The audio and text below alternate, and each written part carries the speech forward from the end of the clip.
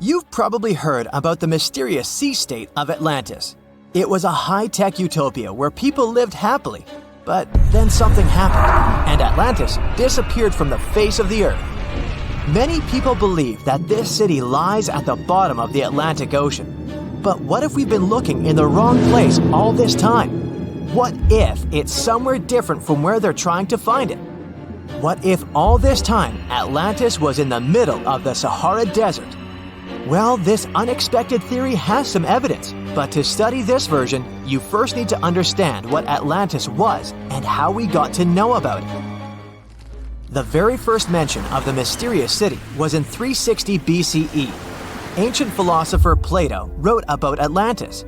His work, Dialogues, described Atlantis as a rich land with advanced technologies.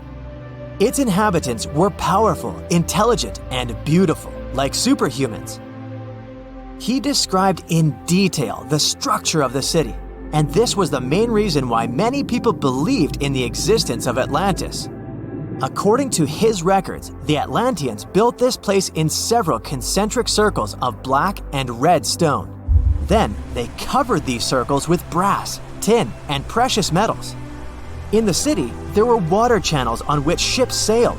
The Atlanteans were sailors, so they built a passage from their city to the open sea. On the internet, you can find many drawings of Atlantis, created based on Plato's descriptions. Take a look at these drawings and an actual photo of the Eye of the Sahara. This place in the Sahara has a shape of several concentric circles.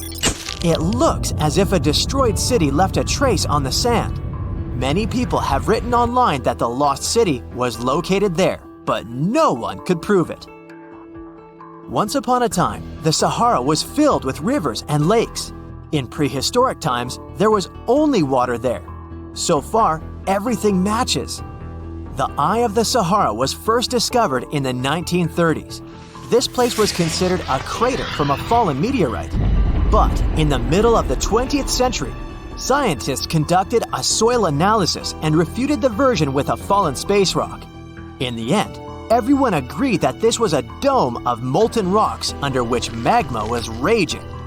For millions of years, wind and water had been destroying the formed landscape and eventually made it look like perfect circles. But what if the Atlanteans once came to this place and used natural circles to build a city? In this case, we would have many traces and artifacts from this developed civilization. And yes, archaeologists did find some arrowheads, spears, oars, and other things there. But this has nothing to do with Atlantis. In the Eye of the Sahara, a multitude of Acheulean artifacts lies. It was an ancient tribe that frequented this place. For the first time, Acheulean tools appeared more than 1.5 million years ago. Some of the items found there may be 130,000 years old, and according to the records, Atlantis existed about 12,000 years ago. Archaeologists found no artificial structures in this place. There was also no debris or traces of a large city. People would have found some stuff if a big city with advanced technologies had existed here. The main supporter of this idea was one YouTube channel. It collected 1 million views and attracted the attention of many historians and anthropologists. The theory that the Eye of the Sahara is Atlantis was quickly refuted. People found too many discrepancies between this place and the description of Atlantis. The author tried to catch the viewer's attention by presenting external similarities between the natural landscape and the fictional ancient city. Another popular theory claims that Atlantis was a real continent located off the Bahamas, but then this city was swallowed up by the Bermuda Triangle. According to this legend, the city ruins still lie at the bottom of the triangle, but there's no confirmation of this theory either. Writer Charles Berlitz invented it. Adherents of this theory claim that the walls and streets in the western part of the Bahamas might be the ruins of Atlantis. But scientists disagree. They have proven that these walls are natural formations of coastal rocks. There are also rumors that the story of Atlantis was inspired by an actual historical catastrophe, the Black Sea Flood. This is the Bosporus, a strait in Turkey connecting the Black Sea and the Sea of Marmara. Around 5600 BCE, the Black Sea was twice as small as it is now and had many cities on its shores. Unfortunately, a huge flood destroyed this flourishing civilization. Within a year, cities descended underwater, and surviving inhabitants moved to foreign lands and spread stories about the flood. Maybe these stories inspired Plato to come up with Atlantis. In the 1950s, people came up with another version. Atlantis was the continent that is now Antarctica. Tens of thousands of years ago, a warm continent with a developed city shifted to the northern part of our planet because of the movement of Earth's crust. The Atlanteans couldn't adapt to the cold conditions, and Atlantis was covered with a thick layer of ice. This theory was refuted when scientists began studying the tectonic plate's nature. It turned out that Earth's crust couldn't have moved such a huge continent as Antarctica. The tectonic plates don't behave this way at all. But the main question is, was Atlantis real? No one had described it before Plato. Perhaps the philosopher came up with it. Maybe he did this to emphasize the correctness of his views on life and to identify his philosophical theories. In his works, he wrote a lot about divine and human nature and how people can destroy this nature. He spoke of decaying ideal societies because of immoral behavior and vices. The Atlanteans were once moral, spiritual people who created a utopia, but then they became greedy and mean. They destroyed their inner nature, and for this, they had to witness the destruction of their city. One night, fires and earthquakes hit Atlantis and plunged the city into the sea. The higher powers punished people for their immoral behavior, and Plato also wanted everyone to be afraid of moral decay.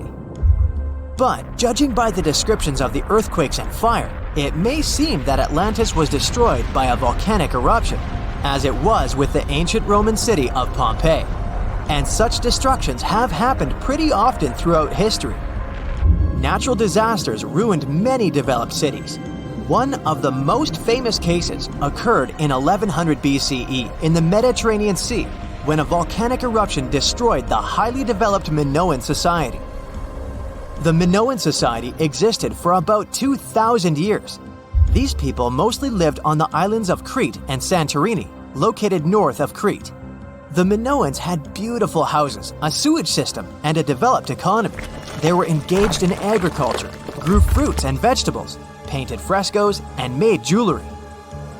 They were the first people to found the thalassocracy, an empire based on the sea. They lived off of fishing, piracy, and maritime trade. At the time, they performed cruel rituals, and their way of life was far from moral. They were used to earthquakes on the island of Santorini, so they reinforced the walls of the city with wooden beams, but they didn't know what a volcanic eruption was. And when the sulfur smell appeared in the air, they didn't suspect the impending catastrophe. When the volcano spilled out tons of lava and ash, all the residents of Santorini abandoned their homes and tried to escape, but they couldn't. The eruption and earthquake triggered a tsunami. A large wave flooded the coastal part of the island of Crete. This hit the economy of the Minoans hard and destroyed their port harbor. Then, foreigners attacked Crete and finally destroyed the developed civilization. Some historians think that Plato could have referred to the Minoan Empire when describing Atlantis. Using their example, he showed how immoral actions could destroy people.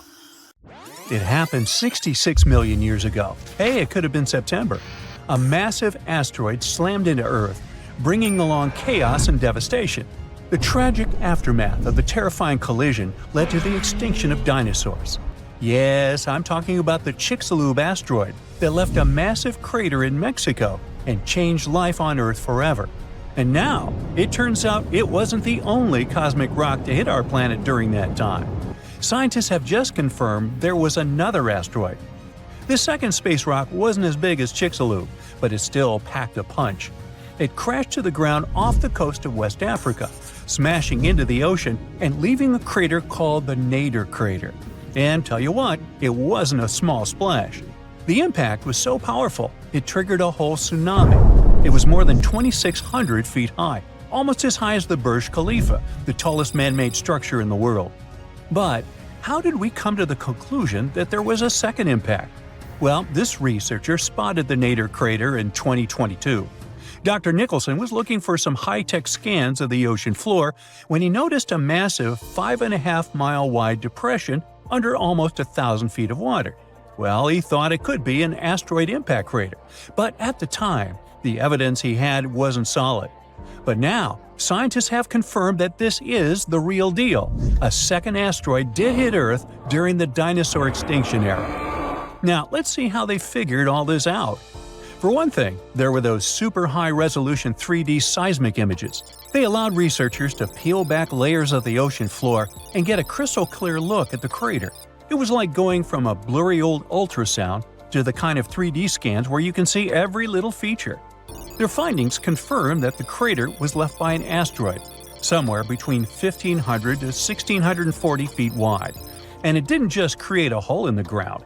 The impact was so intense that it produced a central peak, formed escalating ridges around the crater, and even left a damage zone that stretched out for thousands of miles. Using those super detailed images, the scientists have managed to reconstruct what happened right after the asteroid hit the surface of our planet. First, it slammed into the ocean, creating an initial bowl-shaped crater. As the shockwave spread, the seabed was shaken so violently that it triggered landslides, and the soft sediment surrounding the crater collapsed inward, creating a noticeable brim.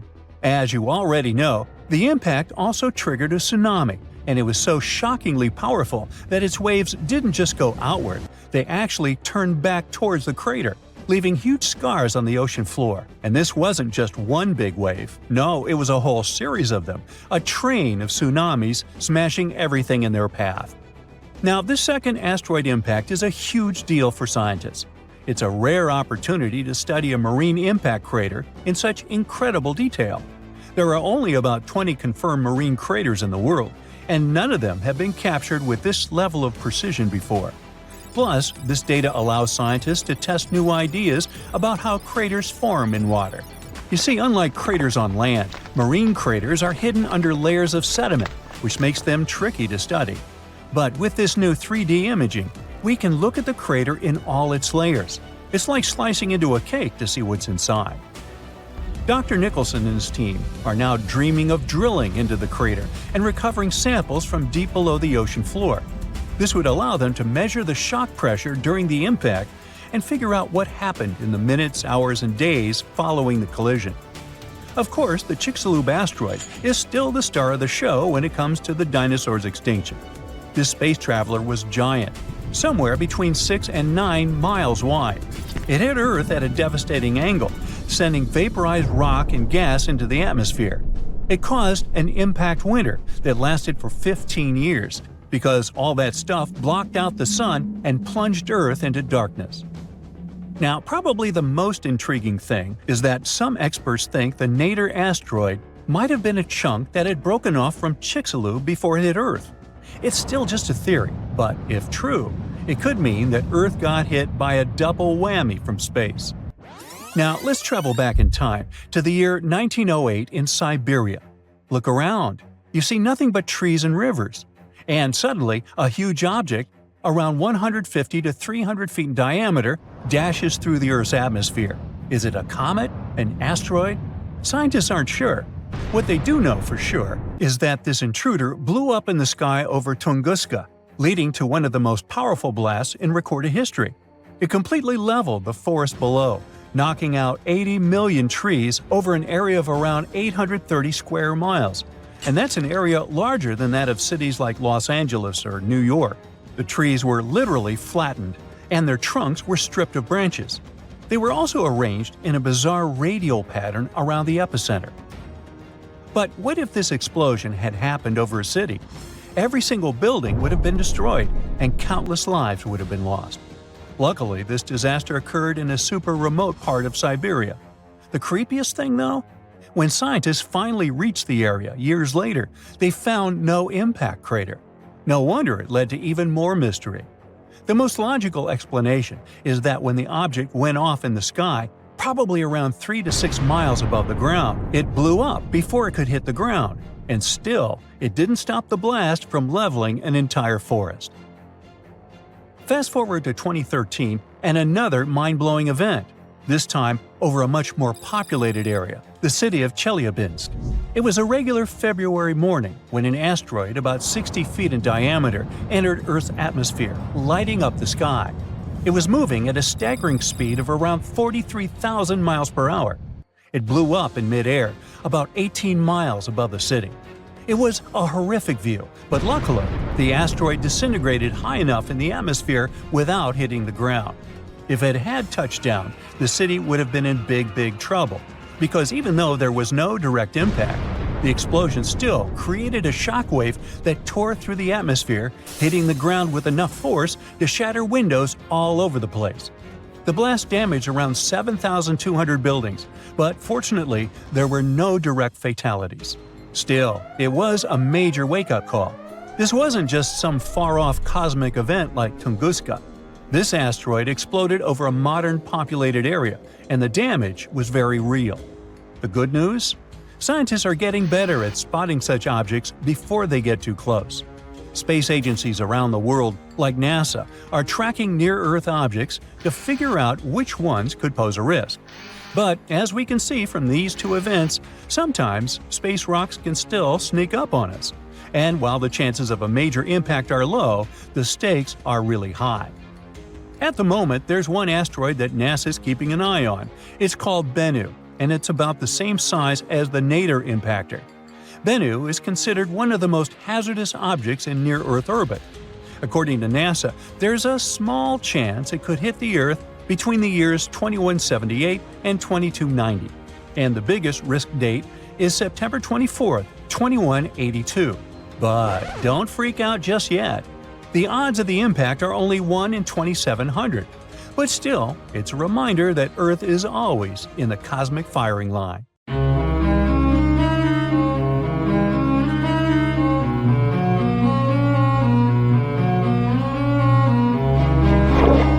Question for you. Do you think Atlantis could be real? It remains as one of history's greatest mysteries. The legend began with Plato all the way back in ancient Greece, the tale of a civilization that formed and prospered before our own. Atlantis was supposedly a highly technological society, much like the Mayans.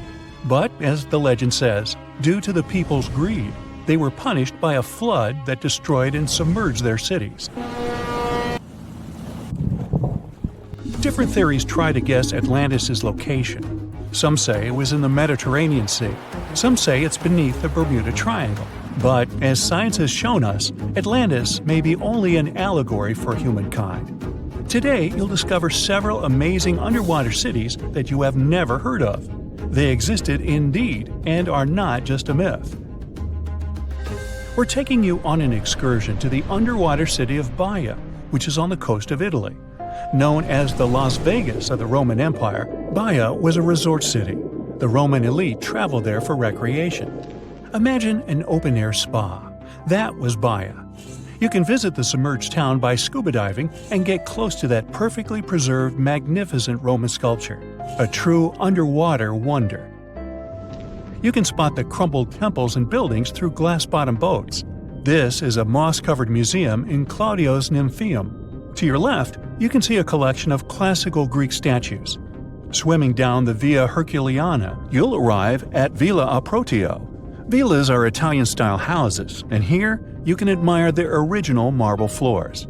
Notice the black and white patterns and the astounding shapes they make. Next, you'll arrive at Portus Julius. Can you see the collapsing wall structures at the bottom of the seafloor? You'll see well-preserved columns and limestone floors. Behold the ruins of the thermal baths of Lacus. The remaining multicolored mosaics are something great to see. You'll see their orange, blue, and green tiles if you get close enough. At Pisoni's Villa Pila, you'll see 25 preserved Roman pillars. Notice the arches, the frescoes nearby, and the magnitude of this well-kept treasure.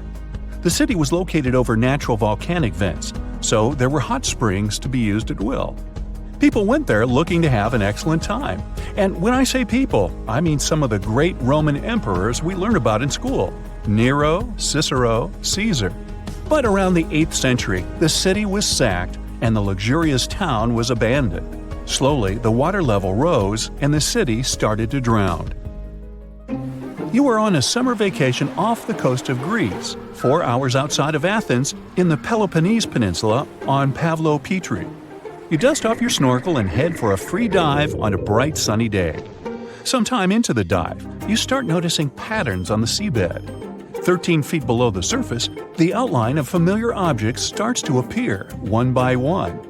As you continue swimming, what looks like the outline of an entire city emerges before your eyes. You wonder how could water have taken the whole city? Rocks are perfectly aligned into what appears to be the foundation of a building. Nicholas Fleming, a British oceanographer on vacation in Greece, was the person that discovered Pavlo Petri. He was documenting the seafloor artifacts. The team found the site filled with pots, storage vessels, and tools. A quern stone, for instance, is a tool used for grinding grains and turning them into flour. Multiple amphoras, which were found then, indicate that this settlement dated back to the Bronze Age, 5,500 years ago, when people started living in towns. The settlement is believed to have lasted for over 2,400 years. Pavlo Petri is considered today the oldest submerged town yet found, and it's impressive that it wasn't a simple village. It was a vibrant port city with stone-built buildings, a marketplace, streets, and even squares. Let's continue our exploration and find secrets in other underwater cities. You are diving off the coast of the Ryukyu Islands. Pacific waters are far from smooth. There's a strong current pulling you into the deep sea. Suddenly, you see a huge structure thanks to the sunlight shining down on the seabed. At first, it looks like Machu Picchu's ruins across the globe in Peru. As you approach it, you slowly figure out its form. A pyramid-shaped structure, arches, staircases. It's something that could have easily been a palace or castle. Could this also be a sign of human activity? What you just saw is known today as the Yonaguni Monument. It also goes by the name of Japan's Atlantis. The entire monument is about the size of 5 football fields and the height of a 5-story building. Its most surprising feature is its expansive terraces that host large crowd gatherings. Explorers and scientists believe that Yonaguni dates back to 10,000 years ago. But whether it is a man-made structure or a natural formation is still under debate. For Japan's top marine geologist, Professor Masaki Kimura, Yonaguni is the heritage of a lost civilization. Kimura has dived into exploring the ruins over 100 times over the past 10 years. According to him, there are clear signs of human activity down there. The triangle pool, located on the monument's surface, is a triangle-shaped concave that is a historical symbol of water fountains in the region.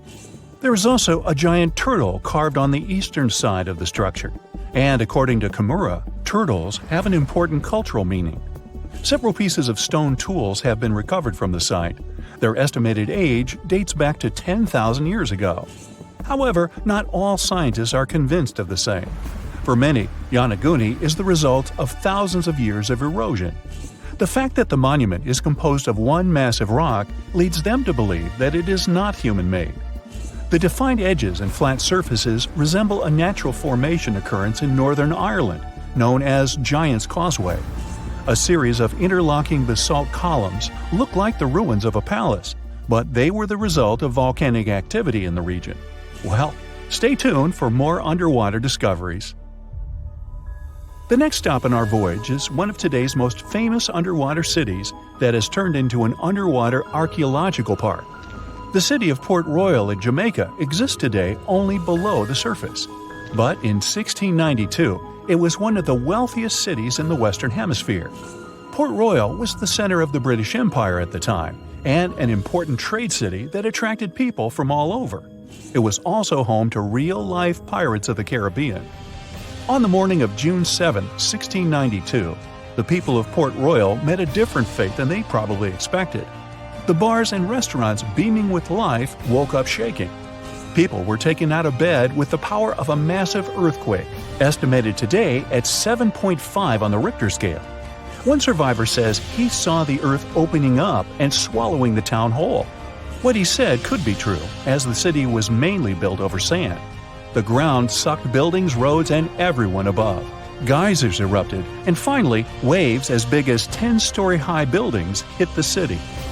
About 33 acres of the city disappeared underwater, and amazingly, Most of its 17th century remains lie in good condition under 40 feet of water. In the ruins, archaeologists have found taverns, storage rooms, kitchens, and recreational buildings used for diverse purposes. You can see a grand lion statue, a submerged bridge, and many picturesque arches. Now, do you fancy a trip to India? Just outside its coast lies another sunken marvel. A site known as the Lost City of Cambay is located on the Gulf of a similar name. It remained hidden until 2001, when the National Institute of Ocean Technology did a routine water assessment. With sonar technology, which sends a wave of sound to the bottom of the sea, they found something far beneath the surface. Images showed well-defined geometric shapes spread along a 5-mile stretch. The remains found dated to more than 9,500 years ago, meaning that this civilization was lost at around the end of the Ice Age. Debris recovered from the site included construction material, pottery, beads, sculptures, and even bones. Scientists argue whether these artifacts are indeed from the site, but if they truly are, then the lost city of Cambay would be the oldest civilization in the world. Scientists discovered something Atlantis-like near Australia. There used to be an entire continent that's now underwater. Here's what happened to it.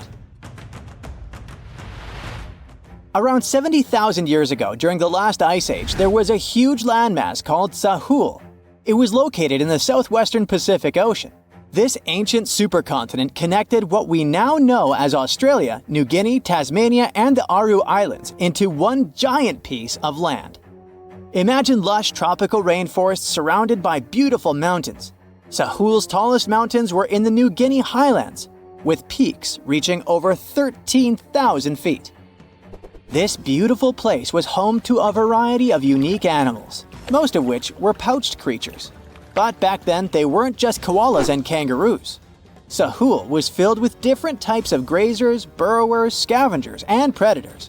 It was home to a huge diprotodon, a powerful hunter Thiosolio, and a horrifying Megalania, a creature that's much larger than any living lizard today. It was a unique place because the rest of the world was filled with placental animals at the time, like wolves, elephants, and humans.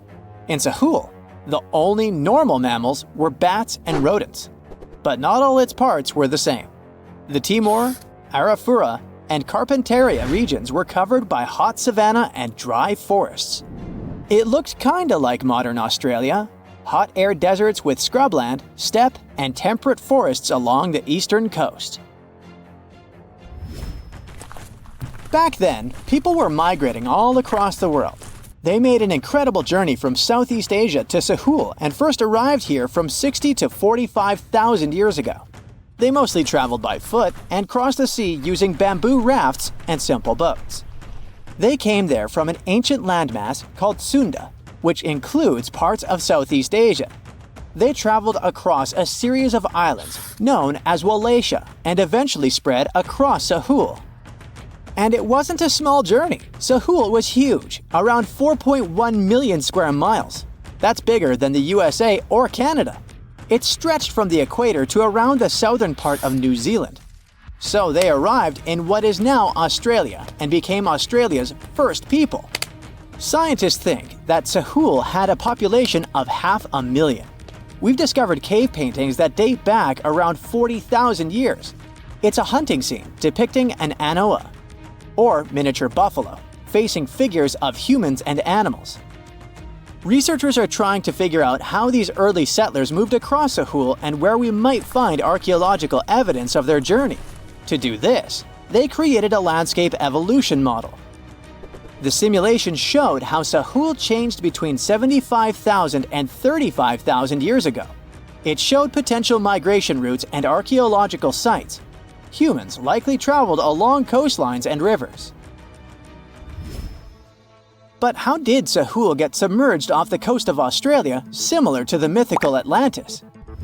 During the last ice age, much of the Earth's water was locked up in large ice sheets and glaciers. The sea levels were much lower than they are today. After that, the global temperatures increased. The ice sheets melted and the sea levels rose, flooding the land bridges that once connected different parts of Sahul together. About 8,000 years ago, New Guinea separated from mainland Australia, and then, about 6,000 years ago, Tasmania did the same. We still can explore the underwater parts of Sahul thanks to new technology. Divers explore and collect samples directly from the ocean floor. Underwater drones can go to places that are too deep or dangerous for humans to explore. And with sonar mapping, scientists use sound waves to create maps of the ocean floor. It's like using an echo to see what's underwater. The sound waves bounce off the seabed and come back, helping us create a picture of what it looks like. Deep underwater, archaeologists have found stone tools and other artifacts. They also discovered fossils of animals like Diprotodon and Thylacoleo. By studying the underwater terrain of Sahul, they learned about the ancient rivers, lakes, and coastlines that existed during the Ice Age. But Sahul isn't the only underwater continent. Sahul isn't the only hidden gem of Southeast Asia. Take Sundaland, a place made up of Sumatra, Java, Borneo, and some other islands. This place was crazy huge during the Ice Age, but now almost fully underwater. Almost, but not entirely. The parts above the ocean are teeming with life. If you like birds, check this place out. It has almost a fifth of the world's bird species. You can spot colorful birds like the Java hawk eagle and the Bali starling among the lush forests. It's also a home to a fourth of Earth's fish species. Sundaland's waters are a haven for marine life, even the most exotic animals like the Asian arowanas. It's also a treasure trove of flowers. That's where you can find Rafflesia and Titan arum, the world's largest flowers. This makes it very similar to Zealandia. Zealandia is a long, narrow piece of land about half the size of Australia. It broke from Antarctica about 100 million years ago. Just like Sundaland, it isn't fully underwater. 7% of it stayed above sea level. This sticking out little piece is what we now call New Zealand, along with Stewart Island and some smaller islands. These pieces of Zealandia are lush and warm. They're packed with volcanoes, mountain ranges, beautiful natural geysers, and hot springs. Local people, Maori, use these hot springs for cooking. People place corn, eggs, and vegetables in baskets and lower them directly in the hot springs. Sometimes they cook food in a pit oven using heated rocks. Another hidden world is known as Argoland. This mysterious landmass was once part of Australia, back when dinosaurs chilled around. It drove scientists crazy for decades. They knew it existed because it left a huge stretch on the ancient seafloor, the Argo Abyssal Plain. About 155 million years ago, it broke off from Australia, saying bye-bye. The continent drifted somewhere north, and when it reached Southeast Asia, it just vanished. Scientists had no idea where it went, but recently they finally found its remains. Turns out, poor Argoland's lower parts started drowning into the Sunda Trench, a horrifyingly deep oceanic pit. The Earth's crust sunk into the mantle. Meanwhile, the upper parts of Argoland were pushed upward, grabbing the younger rocks on land. Because of this, Argoland broke apart into a bunch of smaller pieces. These pieces formed parts of Borneo, Java, Sulawesi, and other regions. The remains are buried under Indonesia and Myanmar. Imagine a colossal landmass the size of Greenland, Greater Adria. Its journey began about 240 million years ago when it broke away from the supercontinent Gondwana. It started moving north, and after 100 million years of enjoying the warm seas, it suddenly crashed into Europe and shattered into pieces. Most of these pieces went deep into the Earth's mantle, but some were scraped off and became part of mountain ranges like the Alps. Today, the remnants of Greater Adria are scattered across more than 30 countries, from Spain to Iran. That's why they're hard to look for. Seychelles was also once part of Gondwana. Yep, these idyllic islands are sitting atop of the ancient continent. We know a lot about it because of its fascinating granite outcrops. 100 years ago, Alfred Wegener discovered continental drift, but no one believed him. These granite outcrops helped him prove that he's not crazy and that tectonic plates really are moving. The Seychelles broke off from India and Madagascar and eventually became a sad loner in the Indian Ocean. This probably happened because of some insanely active volcanoes in the Deccan Traps. But now the islands are home to unique species both on land and in the coral reefs nearby. Mauritius broke off from India after the dinosaur wiping. Along its journey, it stretched into a long ribbon-like shape and also broke into pieces. Now it's all scattered beneath the Indian Ocean. Scientists stumbled upon this lost land by studying tiny ancient crystals called zircons. These zircons are like time capsules. They date back an astonishing 660 million to 2 billion years. That's even older than Mauritius itself. These ancient crystals hinted that there's another Atlantis somewhere nearby. Turns out there are hidden continents all around the world, and maybe we'll discover more of them in the future. Ever since Plato wrote about the allegory of Atlantis, humanity has been fascinated with the possibility of the discovery of a thriving underwater civilization. Fancy joining me on a trip to a few historic underwater sites? Let's see what we can find out about ancient civilizations. The first one on our list is what is being called the underwater Stonehenge. Scientists have recently discovered a mysterious pile of cairns that stretch for miles under the shimmering waters of Lake Constance at the borders of Switzerland, Germany, and Austria. Archaeologists began to explore the site back in 2015, and they haven't been able to understand yet what it was actually used for. What they do know is that there is a 12-mile line of 170 human-made stone cairns under Lake Constance. Scientists say this was most likely the result of a combined work of several villages. The cairn site was probably used for some collective purpose. The formations are huge. Some of them are several dozen feet wide. The most amazing discovery so far is that the site dates back to around 5,500 years ago. Now, what were we humans doing back then? We were living in the prime years of the so-called Stone Age. We were beginning to make artifacts from stone and use them to hunt and eat. Can you imagine what a knife and fork might have looked like back in those days?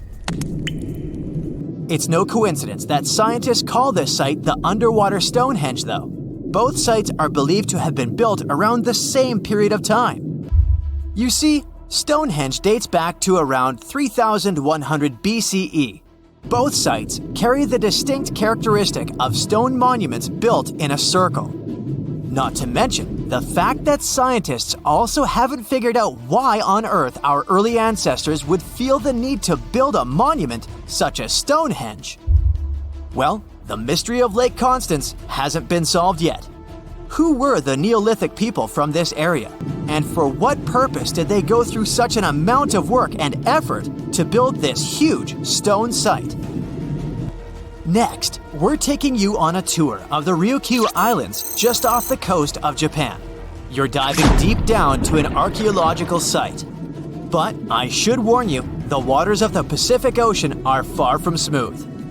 It doesn't take long before you see a huge structure, thanks to the sunlight shining down on the seabed. At first, it looks like Machu Picchu's ruins located across the globe in Peru. As you approach the site, you slowly figure out its forms. A pyramid-shaped structure, arches, staircases. It's something that could have easily been a palace or a castle.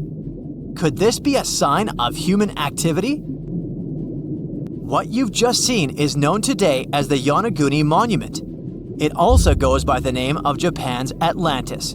The entire monument is about the size of 5 soccer fields and the height of a 5-story building. Its most surprising feature is its expanse of terraces.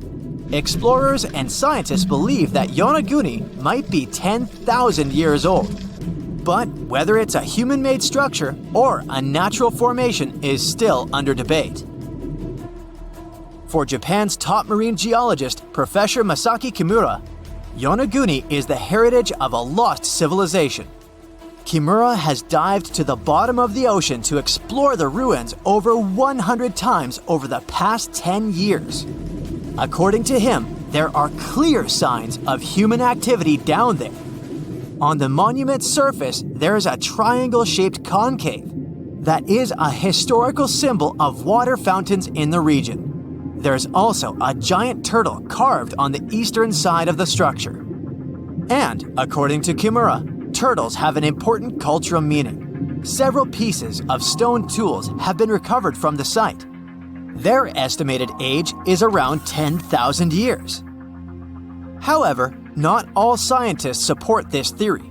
For many, Yonaguni is the result of thousands of years of erosion.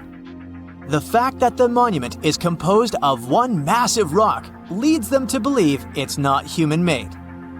The defined edges and flat surfaces resemble a natural formation in Northern Ireland, known as the Giant's Causeway. The basalt columns look like the ruins of a palace, but they're actually the result of volcanic activity in the region. Now, you're flying to the coast of Greece, 4 hours away from Athens. More specifically, you're in the Peloponnese Peninsula.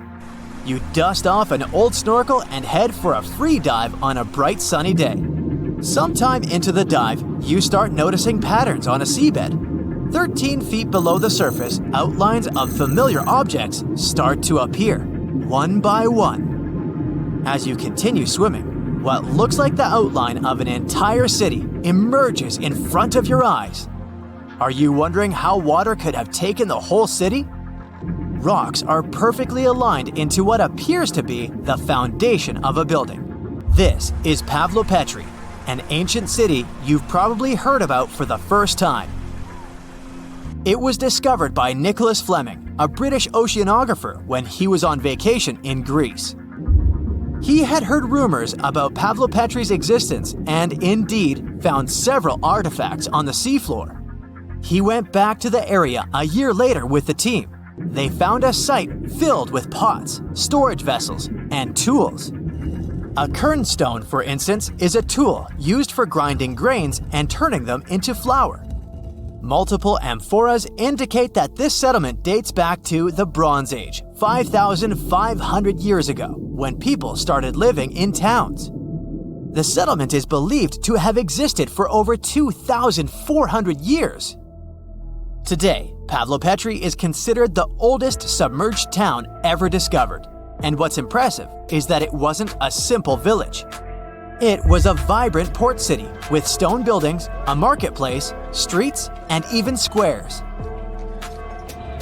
The next stop on our voyage is one of today's most famous underwater cities that has been turned into an archaeological park. The city of Port Royal in Jamaica exists only below the surface, but in 1692 it was one of the wealthiest cities in the Western Hemisphere. Port Royal was the center of the British Empire at the time and an important trade city that attracted people from all over the region. It was also home to real-life pirates of the Caribbean. On the morning of June 7, 1692, the people of Port Royal met a different fate than they had probably expected. The city woke up shaking. People were thrown out of their beds by the power of a massive earthquake, ranking 7.5 on a Richter scale. One survivor said he had seen Earth opening up and swallowing the whole town. What he said could be true, as the city was mainly built on sand. The ground swallowed buildings, roads, you name it. Geysers erupted, and finally, waves as big as 10-story buildings hit the city. About 33 acres of the city disappeared under the water. Amazingly, most of its 17th century remains are still in good condition under 40 feet of water. Archaeologists have found taverns, storage rooms, kitchens, and recreational buildings used for diverse purposes. You can also see a grand lion statue, a submerged bridge, and many picturesque arches. Of course, I saved the best for last: India. Just off its coast lies another sunken marvel. A site known as the Lost City of Cambay is located in the Gulf with a similar name. It remained undiscovered until 2001, when the National Institute of Ocean Technology made a routine water assessment. With the help of sonar technology, which sends a wave sound to the bottom of the sea, they found something far beneath the surface. Images showed well-defined geometric shapes spread along a 5-mile stretch. The remains date to more than 9,500 years ago, meaning this civilization was lost at around the end of the Ice Age. Debris recovered from the site included construction material, pottery, beads, sculptures, and even bones.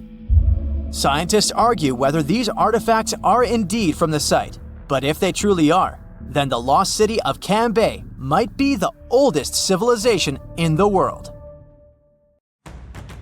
Ooh, so check this out. Researchers just found some super old footprints from a family of extinct humans, like we're talking 300,000 years ago.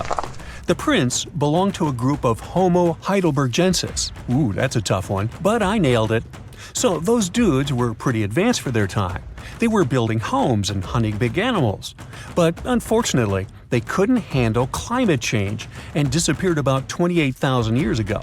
No, they weren't sissies, trust me. The weather was really tough back then, and they couldn't just go grab a down jacket like you do.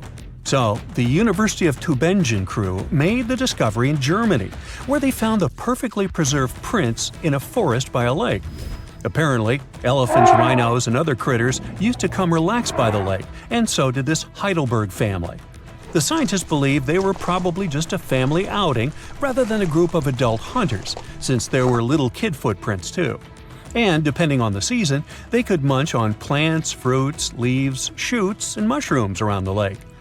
Experts even found tracks from an extinct elephant species that used to weigh up to 13 tons. Now, can you imagine seeing one of those in person? Just so you know, 13 tons is about 45 times as heavy as a pig. Oink. They were digging around in Schöningen when they stumbled upon some elephant tracks that were 21 inches long. That's like the length of a really big ruler.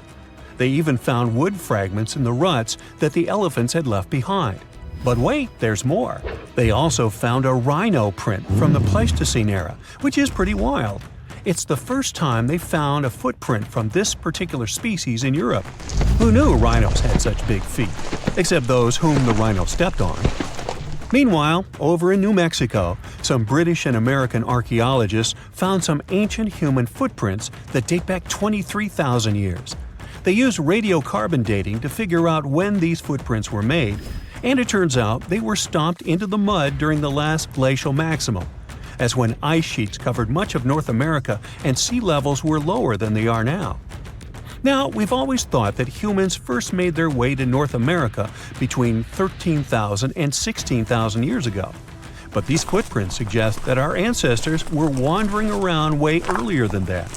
Some people even think that humans might have been hanging out in North America as far back as 33,000 years ago, although not everyone is convinced. Alrighty, if there were footprints, there must have also been some shoes too, am I right? Well, researchers may not have found signature Gucci loafers, even though they've been around since 1953, but they did find a cave in Armenia full of ancient artifacts from the Copper Age. And guess what? Those artifacts included a seriously well-preserved shoe that's now the oldest footwear ever found. That footwear was made from a single piece of cowhide leather, which is pretty rare today, despite all the fancy schmancy technological upgrades we've got today. Talk about premium quality.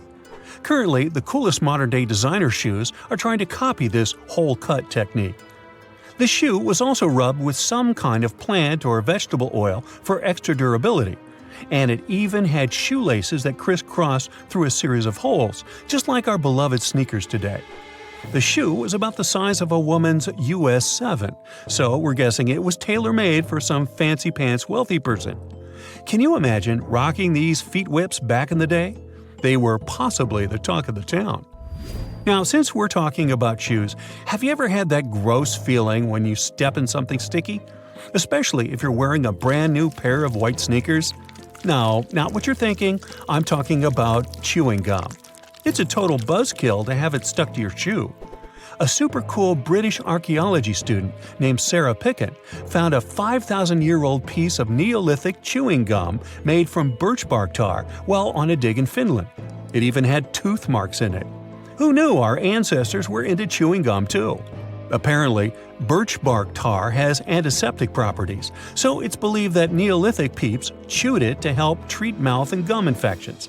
So it looks like people have been spitting out gum since the beginning of time. Ah, what a tradition. Prehistoric designers had way more than just shoes to offer to prehistoric fashionistas. You're not going to find such a statement piece in the mass market, and I'm not sure about high-end boutiques either. Yep, it's supposedly the oldest purse ever found, and yep, those are dog teeth used as decorations for a handbag. According to one of the archaeologists, these teeth were all the rage back in 2500 BCE. People were putting them on everything, from clothes to jewelry. But this particular handbag was something special. It had over a dozen sets of teeth and was super fancy, which means whoever owned it was perhaps a VIP. Unfortunately, the purse itself didn't survive the test of time. All that's left are these teeth, pointing in the same direction and looking like a modern-day handbag flap. It must have been truly chic back in the day, but it's a good thing we've moved on to more humane materials for our accessories. Did you hear about the dino-sized discovery on Yorkshire's coast? Yep, sometimes scientists discover not human footprints, but dino footprints. This time, they found a record-breaking dinosaur print that could have been left by a predator taking a break 166 million years ago. Can you imagine a T-Rex lounging on the beach with a smoothie in hand? This 3-foot-long fossil, spotted in Burniston Bay near Scarborough, is the largest ever discovered in the region. The team of researchers who studied the track concluded that it was made by a giant carnivore like a megalosaurus. That's one big and hungry dino. The footprint is the largest made by a theropod, which is a group of bipedal dinosaurs that includes the infamous Tyrannosaurus rex. So, we're talking about some seriously big and scary creatures here. A paleontologist from the University of Manchester said the discovery had shed new light on the behavior of these carnivorous giants. Apparently, features of the footprint suggest that this large predator was squatting down before standing up. Maybe it was doing some yoga or taking a bathroom break. Who knows? Another archaeologist, Marie Woods, stumbled across the print while collecting shellfish on the shore. She said she couldn't believe what she was looking at. I mean, who would expect to find a giant dinosaur print while picking up some clams? It's lucky that Ms. Woods and Rob Taylor, a local fossil collector, rescued the fragile print from the shoreline. Experts warned that it was at risk of being lost to erosion or landslides. Now, plans are in motion for the footprint to go on public display at the Rotunda Museum in Scarborough. But there's some more dino-mite news. Several drought conditions in Texas have revealed ancient dinosaur footprints that are over 100 million years old.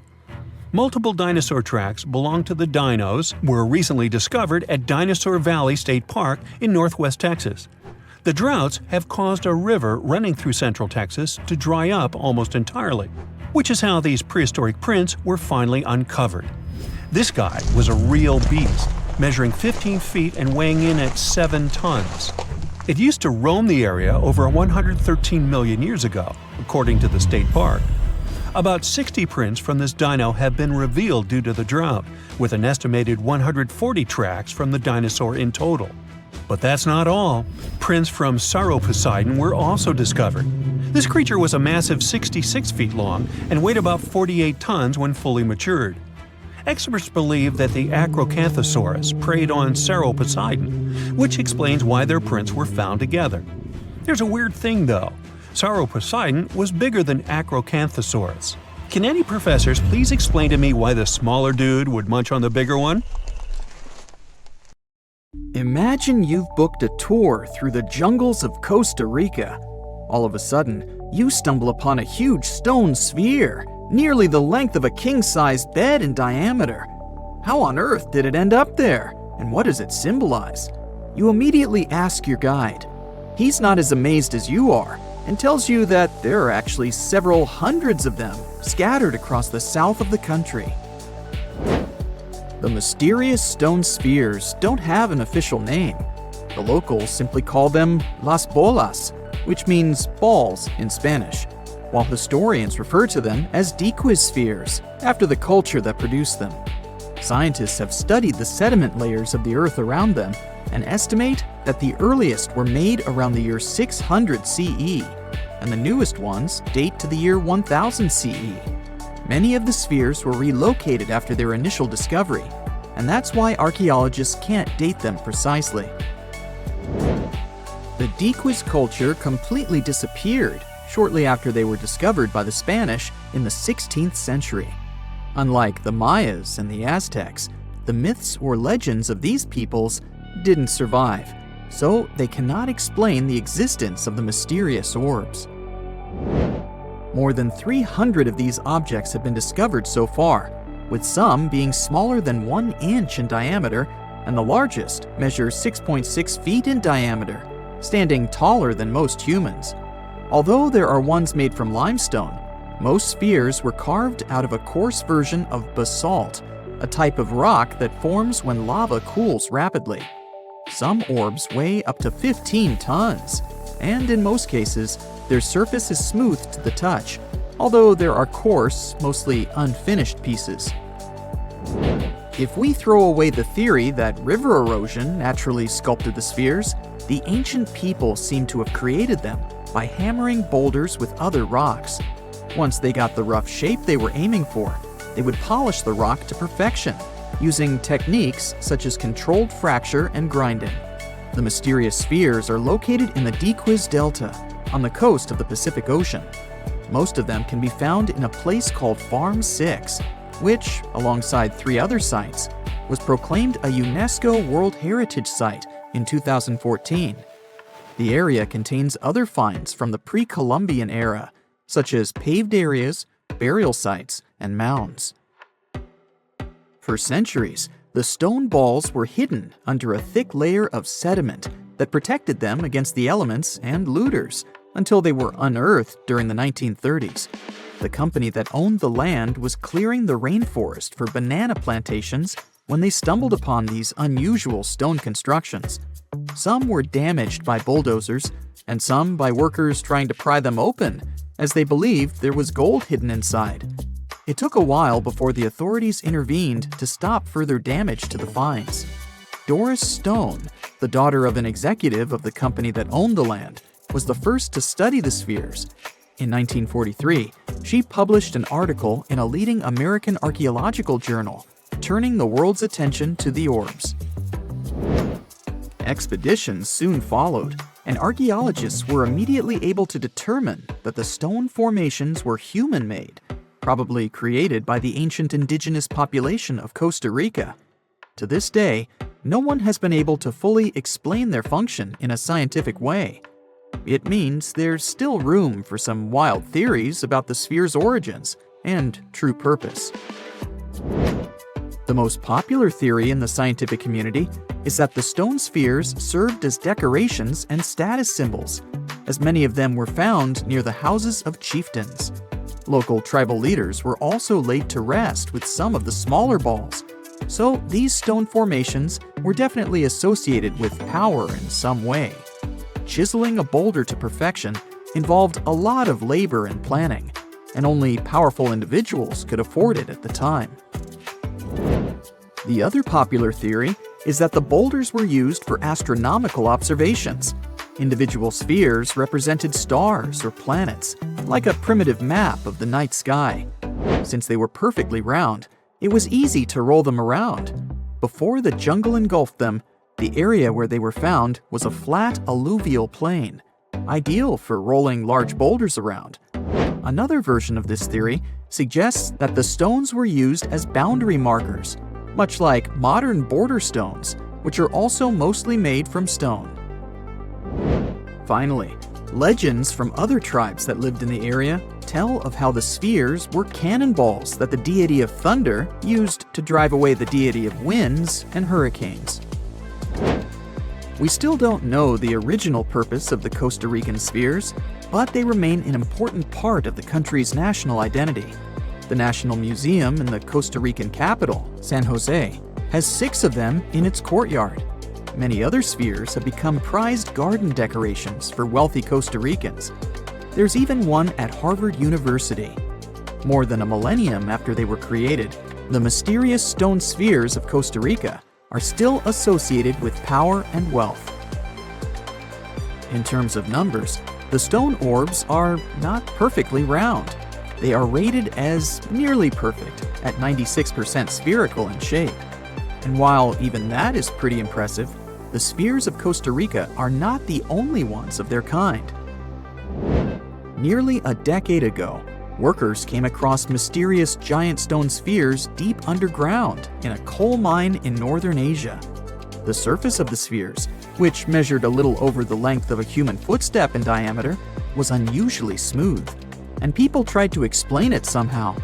Some were certain they were out of this world, and others suggested the spheres were actually petrified dinosaur eggs. Scientists quickly put an end to further discussion, as it turned out that the mysterious spheres were concretions. Those are rock formations that take millions of years to form deep underground. Think of a pebble that picks up snow as it rolls down a hill. That's how concretions are made. Groundwater, rich in sediment and minerals, flows around the sediment, slowly shaping it into a perfect orb. The process is quite common in nature, but most concretions are fairly small. The spheres found in the coal mine grew to their size in the mineral-rich ground, and they were big enough to get the press and the general public interested. Another possible case of concretions is the massive stone spheres found in the Visoko Valley in Bosnia. Samir Osmanagic, better known as the Bosnian Indiana Jones, was the first to explore those objects about as wide as the length of a London bus. He believes the stone spheres were carved by a lost civilization that lived in the area 1,000 years ago. The reddish color of the orbs, though, is proof to geologists that they are indeed concretions, rich in iron content. The Moki marbles, found in rural Utah, are similar in color to the Bosnian spheres. These tiny concretions are the size of toy marbles and consist of a sandstone core and a shell made out of hematite, an iron ore. In South Africa, miners have come across Klerksdorp spheres, which are similar in shape and size to Moki marbles. The only difference is that these ones formed inside volcanic sediments and ash. The most intriguing among human-made tiny spheres are probably the orbs found on several Greek islands. Scientists discovered 700 stones smaller than golf balls near the Bronze Age site of Akrotiri on the island of Santorini. They believe that the finds were between 3,600 and 4,500 years old. When they compared all the stones' variations in size and color, the archaeologists concluded that these enigmatic stones could have easily been the oldest board game ever made. With the help of artificial intelligence, scientists are now trying to work out the rules of this game. There's this interesting ancient site near St. Louis, Missouri, that a lot of people don't know about. It's called Cahokia, and it used to be a huge city with up to 20,000 people living there back in the 11th century. It's full of these massive earthen mounds that were built by hand, and the biggest one is still there today, at the Cahokia Mound State Historic Site. Even though we don't know everything about this civilization, researchers have been able to piece together some information from the remains they've found. For starters, they found some pretty old teeth at this site. After studying their appearance and structure, scientists suggest that a lot of different indigenous groups lived there. About a third of them came from other areas in the middle of the continent, which they figured out by studying the different levels of various substances in the teeth. And get this, the way the mounds are arranged shows that this was actually a planned-out city, not just a bunch of villages grouped together. The rulers lived on top of the mounds, while everyone else lived in other structures. It's amazing to think that they were doing things like farming, hunting, logging, pottery, and weaving, all within this one giant city. Right in the middle of Cahokia, there was this giant mound that was about 100 feet tall, and around it, there was this huge wooden fence. Inside the fence was the city center, which had a big open space called a plaza. Archaeologists think that the plaza was designed to represent the 4 cardinal directions of the world. It was like the people who built it wanted to create a place that was in harmony with the universe. The center of the city was where they held ceremonies and events, and it was such a big deal that people from outside Cahokia would come to be a part of them too. What became of this city? Hard to tell. Some people think that the reason it fell apart is that they cut down too many trees and the land got all messed up. Other scientists believe that's not true because the soil was still in pretty good shape after the city was gone. The Europeans were not even around at that time, so they couldn't have influenced the downfall of Cahokia either. There's also one theory that suggests there were fights with other communities that caused the city to collapse. These days, there are over 65 preserved mounds, and you can even climb the steps of the tallest one. The best part is that local authorities are thinking of making it a national park, so you should totally plan to visit before it gets too crowded. Mohenjo-Daro is another lost ancient city that's still surrounded by mystery.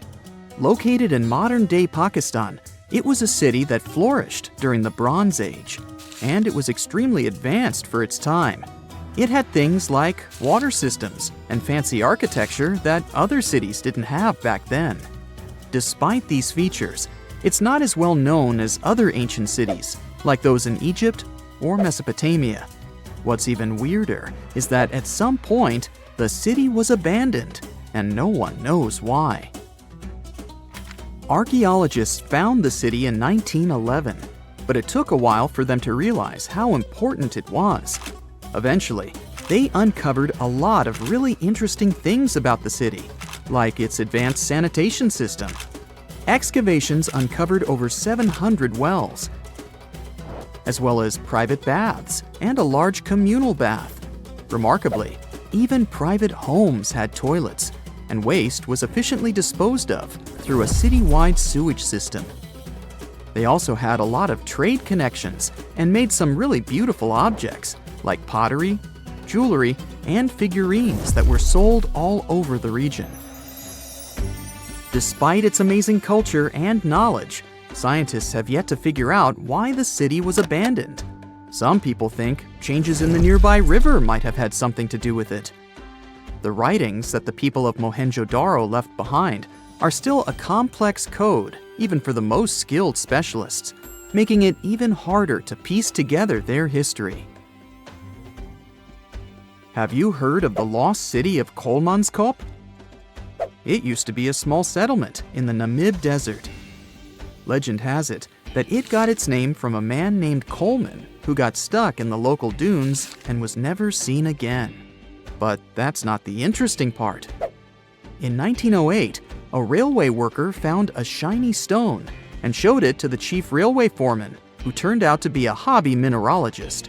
They discovered it was a diamond, and soon, Kolmanskop became the richest town in Africa and one of the richest places in the world. It had luxurious stone houses, a school, a hospital, and even an ice factory to produce ice for fridges. The hospital had the first X-ray machine in southern Africa, which was supposedly used to check if workers were illegally swallowing diamonds. Its popularity began to decline in the late 1920s when another diamond-rich location was discovered nearby. Most of the inhabitants soon began to flee the city in search of a better life, leaving the buildings abandoned. In 1938, all machinery was taken south and the town was left to the desert. The last inhabitant left Kolmanskop between 1956 and 1960.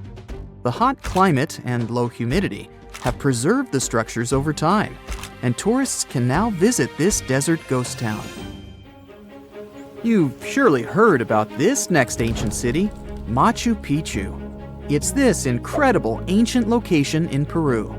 It stretches across a huge piece of land in the Andes Mountains and sits high above sea level. It's even considered one of the wonders of the modern world. But here's the thing. Scientists aren't exactly sure what it was used for. It could have supported up to 750 people, but there aren't a lot of human clues left behind. Some people think it was more of a spiritual or ceremonial place, while others believe it may have been like a fancy spa retreat for the nobles. The extensive terraces might mean it was used for crop testing or as a trading hub. And there's even a theory that it was used as a prison because they found a cell-like area too.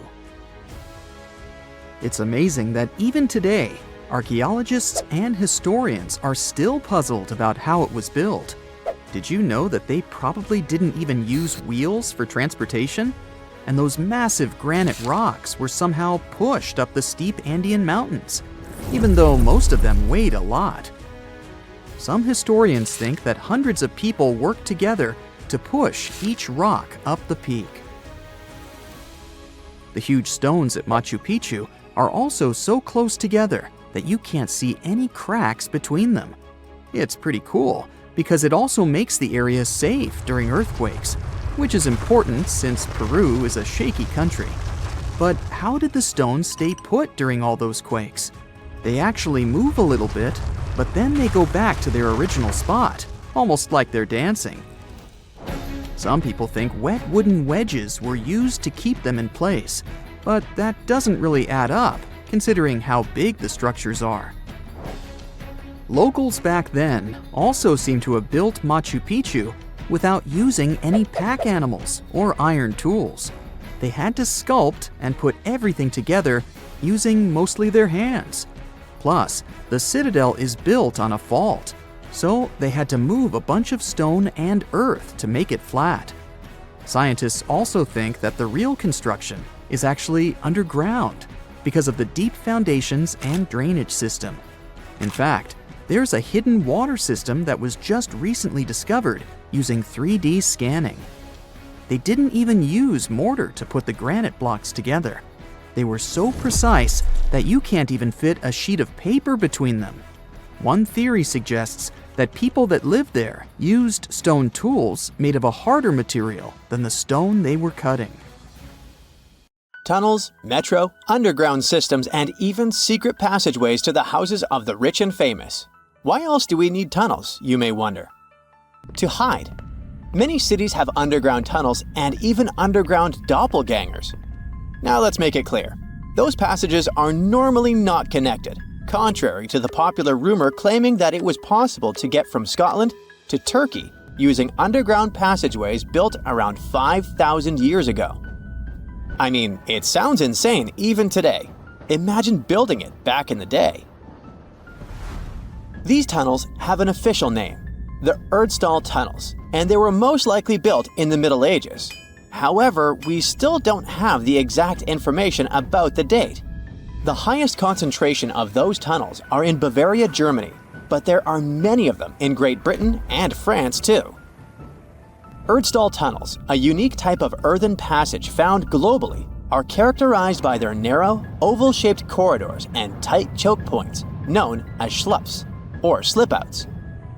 Despite speculation, their purpose remains a mystery.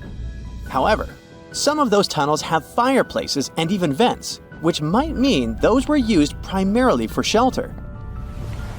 Dating back to the Middle Ages, possibly as early as the 12th century, Erdstall tunnels lack archaeological signs and historical records, so it's not a surprise that there are many rumors about their use.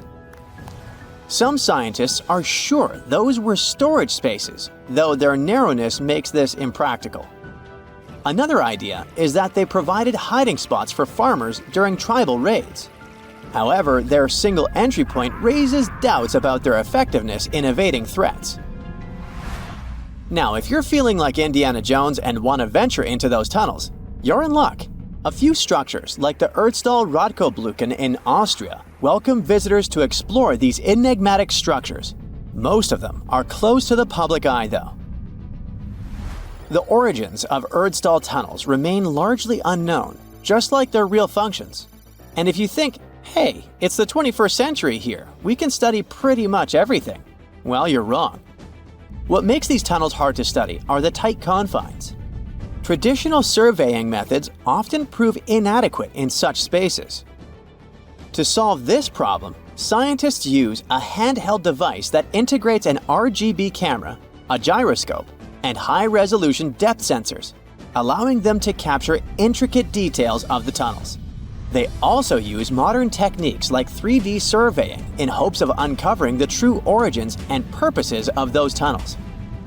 One hypothesis even suggests they may have been poorly conceived dwellings, abandoned when their inadequacies became apparent. Still, not everyone quite agrees with this idea.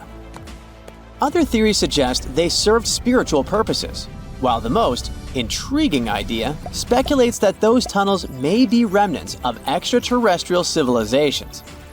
Experts believe they may have been used for practical matters, such as granaries or hiding spots from looters. As we don't have exact info on who built it and when, it may be pretty much anyone, even a sloth. Nope, I'm not a lunatic. Sloths can build giant tunnels. Check this out. In 2009, a farmer in southern Brazil was driving his tractor through a cornfield when it suddenly sank into the ground. He quickly discovered he had broken through the top of an underground tunnel.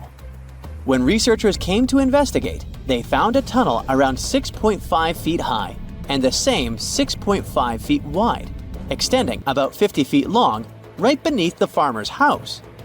When they looked closer, they instantly saw deep claw marks on the walls. That was the proof the tunnel wasn't human-made. So that thing the farmer uncovered was a megafauna paleoburrow, a prehistoric tunnel dug by ancient creatures like giant ground sloths or giant armadillos from over 10,000 years ago. I know, it's hard to imagine those beasts, but let me help you. Take a hamster. Now, increase it to the size of an elephant. Don't forget, this 13-foot-tall hamster could also walk on two legs. During their time, around 15 million to 10,000 years ago, many species of sloths and giant armadillos roamed the Americas, some even digging similar tunnels. Today, many of these tunnels are filled with sediment, though some remain clear, similar to the one the farmer discovered. This 2009 find sparked significant interest, leading to the discovery of over 1,500 paleoburrows across southern Brazil, making it the era with the highest concentration of such sites worldwide. But no one knows exactly why there are so many of them in southern Brazil. While some paleoburrows exist throughout South America, none have been found in North America, which is weird since those huge sloths roamed the entire continent. The exact purpose of these large tunnels remains a mystery, but scientists believe they may have served as nursing spaces, temperature regulation, or hibernation areas. Tunnels likely developed over centuries as successive generations of sloths and armadillos expanded them. Now, let's take a look at fugus. No, not the Japanese fatal delicacy, and no, not a town in New Guinea. To see them, we gotta travel to the UK. So fugus are underground structures too, but they don't look exactly like tunnels. They are dry stone structures. They look as if a cave had been decorated with stones from the inside. There are only around 15 of them found so far, and most of them are located in Cornwall. According to the estimates, those tunnels were built about 2,400 years ago, and they're still in pristine condition, which is truly fascinating. I mean, back in the day, people had no cool machinery whatsoever, yet their structures still last. And if you dare to buy an apartment today, well, chances are you won't be too happy about the quality. Going back to our fugus, there's nothing extraordinary about their supposed purpose. They could be used for spiritual purposes, as a place to hide, or a food storage. The latest application, though, is a bit weird. I guess it's not a secret for anyone that England is famous for its excessive humidity. And if you want to store your food properly, you gotta avoid the humidity at all costs. Otherwise, say welcome to mold and fungi. But ancient people weren't dull-witted at all, or they wouldn't have survived, and you and I wouldn't be around now. So they might have adapted those fugus to store just some products, those that already had natural molds in them, assisting in the preservation of perishable food, like milk, butter, and cheese. But hey, those are just speculations. The true reason why they were built remains unknown. What makes fugus unique is that they are intentionally built tunnels, not just excavated mines like those in Wales. They were crafted by digging deep trenches, lining them with stone slabs, covering them with capstones, and then filling over them, all of which took significant time and effort. Still, no matter how hard those were to construct, cities around the globe are often built over intricate tunnel systems, each unique to its location. For instance, Paris is famous for its extensive underground quarries, which were abandoned years ago, but still pose a risk of collapse in certain areas above.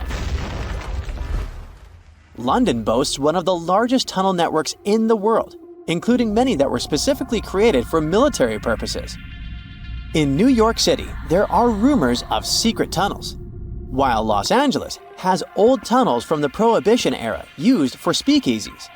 Many other cities also have their share of enigmatic tunnels, and surprisingly, Florida is no exception. It happened in the year 2011 in Ybor City. Near a former post office, flooding uncovered something weird, a section of an unknown structure. Back then, people didn't pay much attention to that, so it took another 7 years to discover something truly fascinating.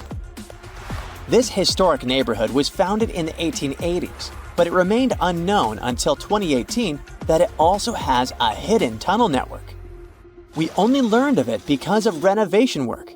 The exact purpose, of course, is unknown, but most scientists are pretty sure that they serve to connect to early gaming spots and the port of Tampa. Figuring out how extensive the tunnel network is tricky. In 2018, a historic home in Seminole Heights revealed locked doors leading to tunnels from the 1920s. One local even said he traveled through a tunnel for 20 minutes. Rumors suggest some tunnels connect to the Hillsborough River and Ybor City. Research is ongoing, but no new info has emerged yet. In 2011, scientists from Chile found a weird-looking fossil in Antarctica that looked like a squashed football. Almost 10 years later, the rock just sat on a shelf in Chile's National Museum of Natural History with no specific label. It went by The Thing in the museum because it looked like something from a science fiction movie.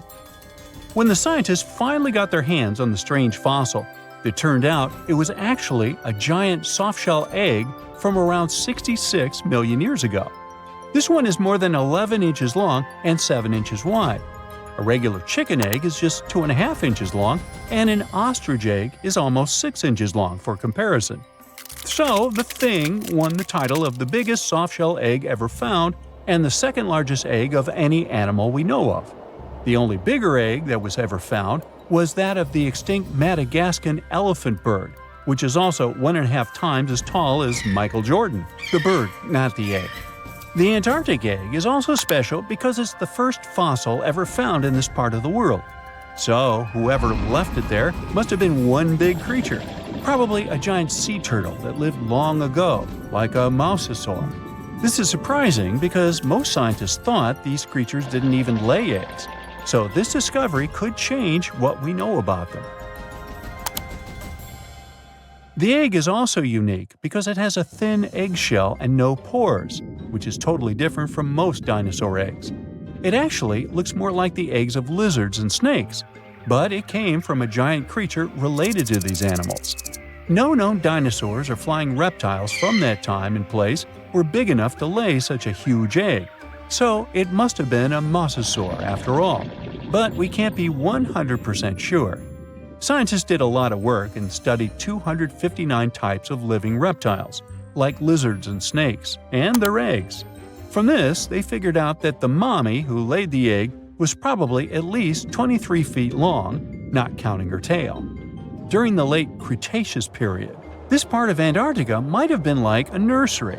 Paleontologists have found bones of tiny mosasaurs and plesiosaurs in the same area, along with bones from the grown-up ones. Archaeologists in Norway made another cool but literally discovery and found dozens of arrows that had been hidden in ice for 6,000 years.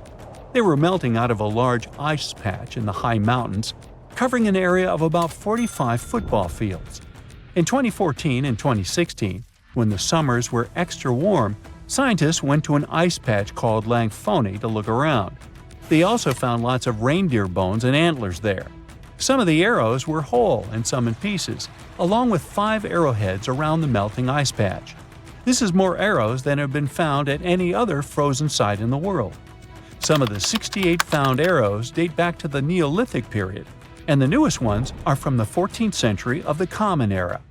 Ice is like the perfect time machine that can preserve whatever ends up there in an almost perfect condition. Langfoni became famous as one of the first ice patch sites after a local hiker found a 3,300-year-old leather shoe right next to its edge.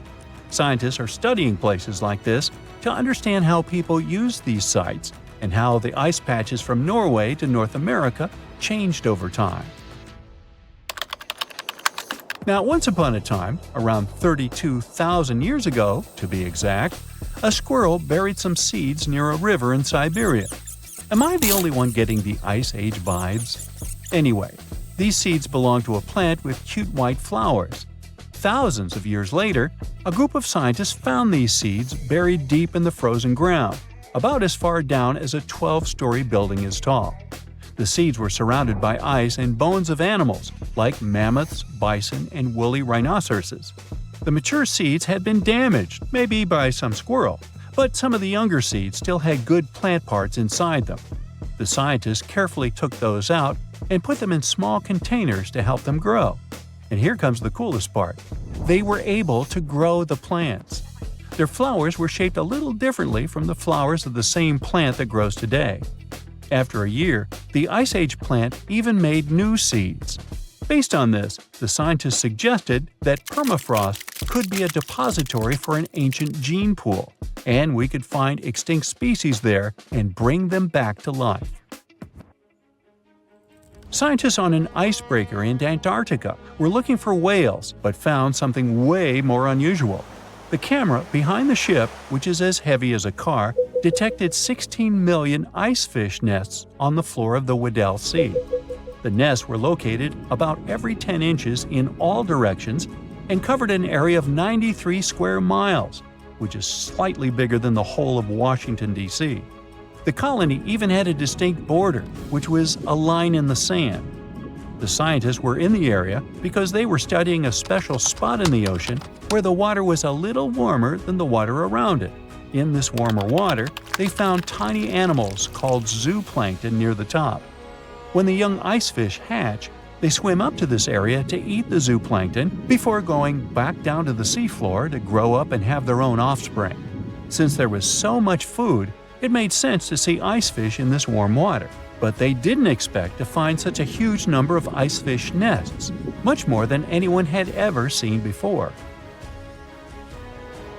New Zealand's Antarctic Heritage Fund found some old photo negatives in a hut in Antarctica. They turned out to be unique images from the Ross Sea Party. It was a famous failed expedition led by Ernest Shackleton. He wanted to become the first person to cross Antarctica by land, from the Weddell Sea to the Ross Sea, passing through the South Pole. But things went wrong when their ship, the Aurora, was blown out to sea. They had to use the hut from another explorer, Captain Robert Falcon Scott. His goal was to be the first person to reach the North Pole, but sadly, he didn't succeed either. The negatives were made of cellulose nitrate and were found stuck together in the small box. The Trust took the negatives back to New Zealand, where they carefully separated them and discovered 22 hidden images. Many of the photos were damaged, but the Trust could still recognize some familiar places around McMurdo Sound, a well-known area in Antarctica. No one knows for sure who took the pictures. In December 2021, some scientists noticed a strange mark on the Larsen ice shelf. a giant sheet of ice off the eastern coast of Antarctica. They thought it might be a river flowing under the ice, so they drilled down over 1,600 feet to check it out. They expected to find water, but they didn't expect to see that the water was full of fast-moving creatures called amphipods. The scientists also found that the water in the underground river had unusual layers of currents moving in different directions, which they still don't fully understand. Another surprising thing happened during their research. On December 20th of the same year, a volcano erupted far away in Tonga, and the pressure waves from the eruption were detected all the way down in the ice river in Antarctica. It shows how everything on our planet is connected, even in the most distant places. Listen to this. Neanderthal fiber technology. Nope, I'm not joking. The concept is real. In 2020, a team of scientists published a paper that redefined the way we saw our closest ancestors. A find in France changed archaeology forever, and it wasn't the first time something like this had happened. But let me start from the beginning.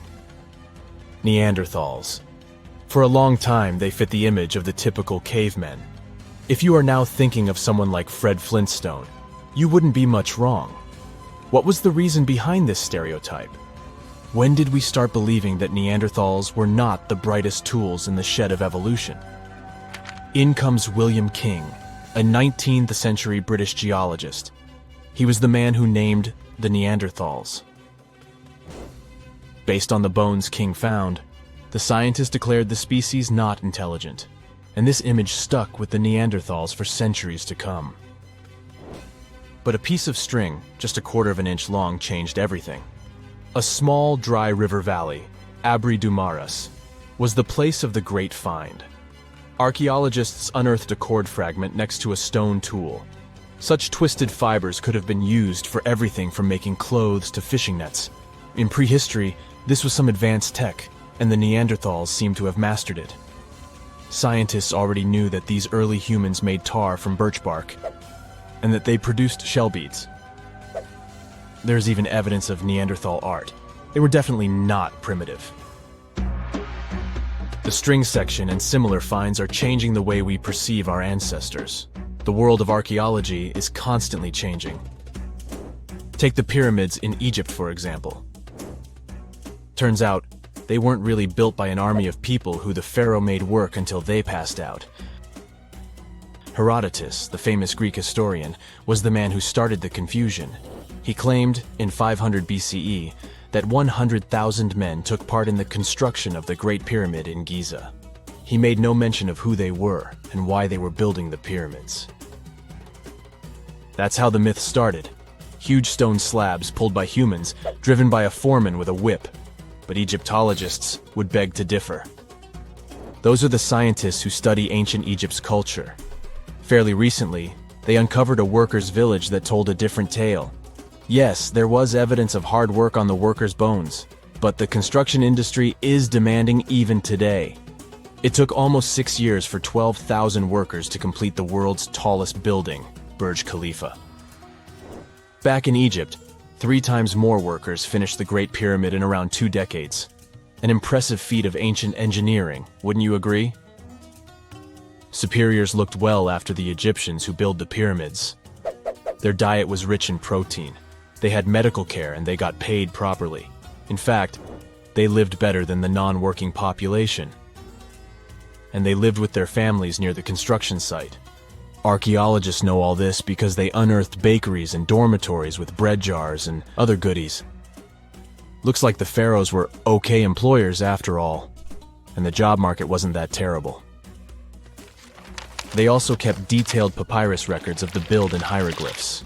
You and I wouldn't stand a chance of reading these letters that resemble images. Egyptologists had the same problem. For over a millennium, no one had used this type of font. And it's not like there was an English ancient Egyptian dictionary you could open and find meanings of words. But all this changed in 1822. A couple of decades before, the French found a broken slab of black granite. The stone contained 1 text and 3 scripts: ancient Greek, Egyptian hieroglyphs, and Demotic. The last one was also the Egyptian language, but in a simplified script. Scientists dated it back to 196 BCE. The content is a religious proclamation. A French philologist and Orientalist, Jean-François Champollion, was the first one to crack the code. You see, people haven't forgotten ancient Greek letters. The Frenchman successfully matched the Greek letters with the ones in the Egyptian script. And voila, we were finally able to read hieroglyphs.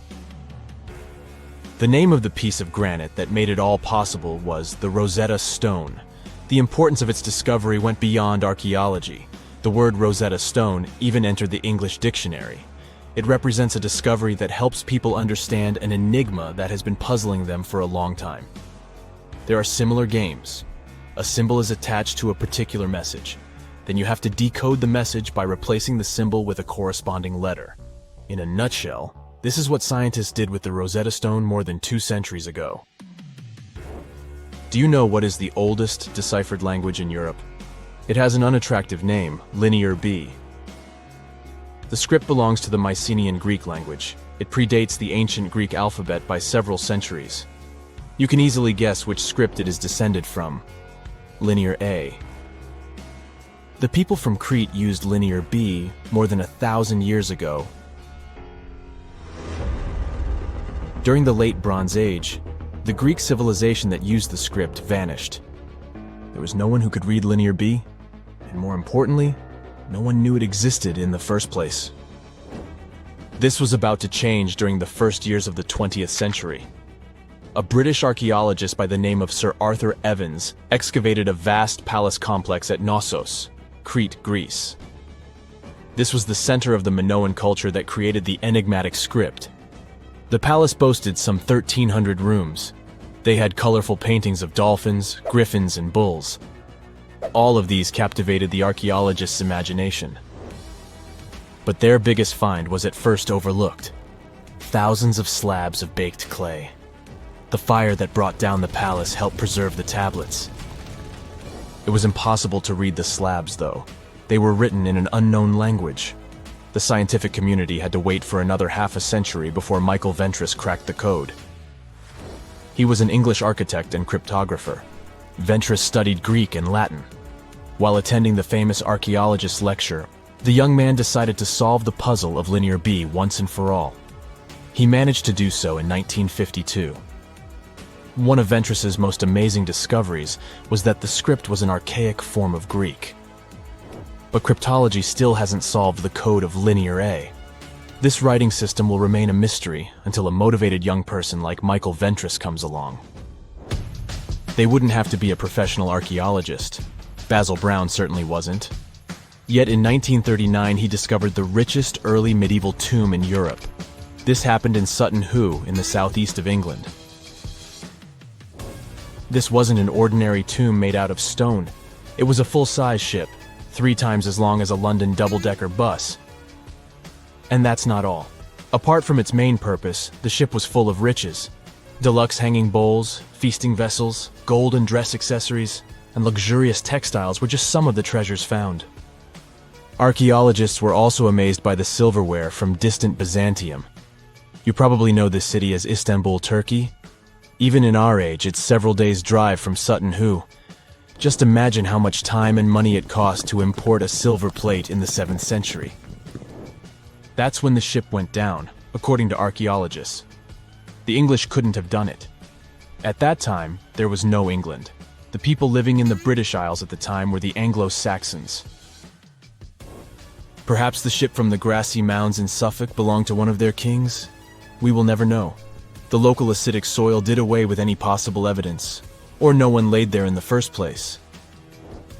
It could have been a cenotaph, which is a monument constructed to honor an important person. The archaeologists still don't have a definite answer.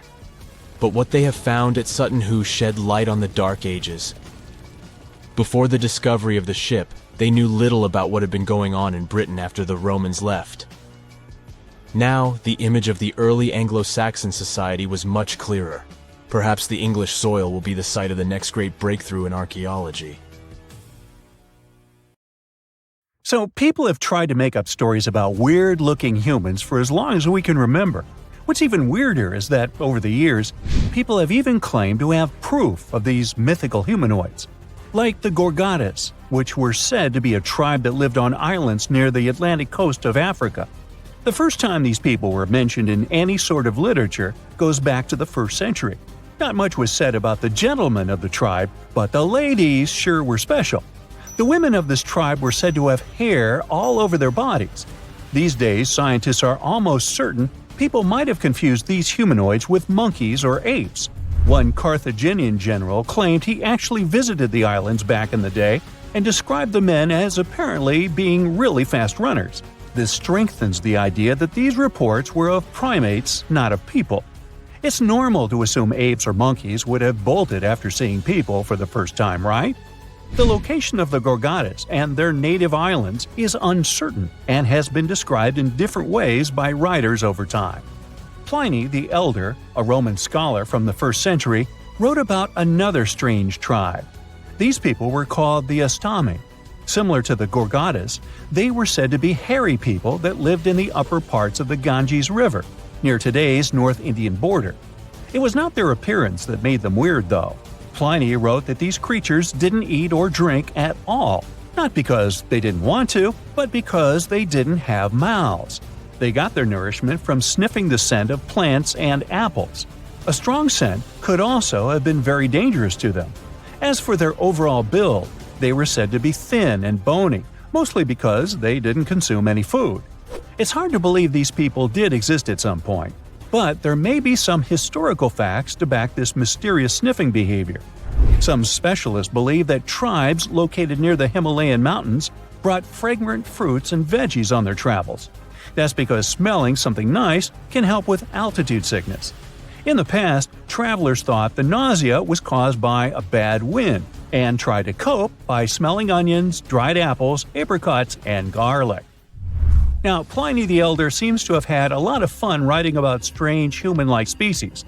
In his writing, he also mentions a tribe of headless people, with their faces on their chests. They were popular in medieval tales too, and were also nicknamed chest eyes. They were said to live in mountainous and wooded areas of North Africa, surrounded by wild animals such as lions, elephants, and snakes. Herodotus, the Greek writer from the 5th century BCE, also mentions these people in his story, but since he is known as both the father of history and the father of lies, I wouldn't be so quick to believe his stories.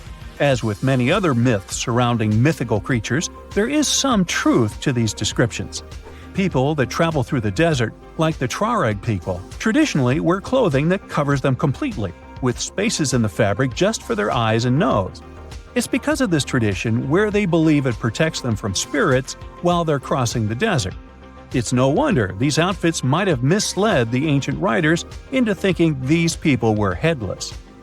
This next mythical group was like the basset hounds of people, not because they had a good sense of smell or because they snored on the couch the whole day, but because they had ears so long they could cover their entire bodies at night. They were called the Panati, and were said to be a tribe of giant-eared people from some unknown cold islands. They slept inside their big ears, and some said they could even help these people fly. Then there are the stories about weird monopods. You might have already guessed what those looked like. The monopods were creatures in ancient mythology that had just one big foot. The word monopod translates to 1 foot in Greek. They were also called sciopod, which means shadow foot. That's because, according to some accounts, these people had feet so large they could use them as umbrellas to help them hide from the sun. They would simply lay on their backs with their foot up in case they were ever caught in the scorching heat. Never mind about the foot burn. They were first mentioned in a play in 414 BCE. Others wrote about traveler stories encountering monopods in India, and they described these people as having one leg, but one they could easily leap with to get around. No list of strange human-like creatures would be complete without mermaids.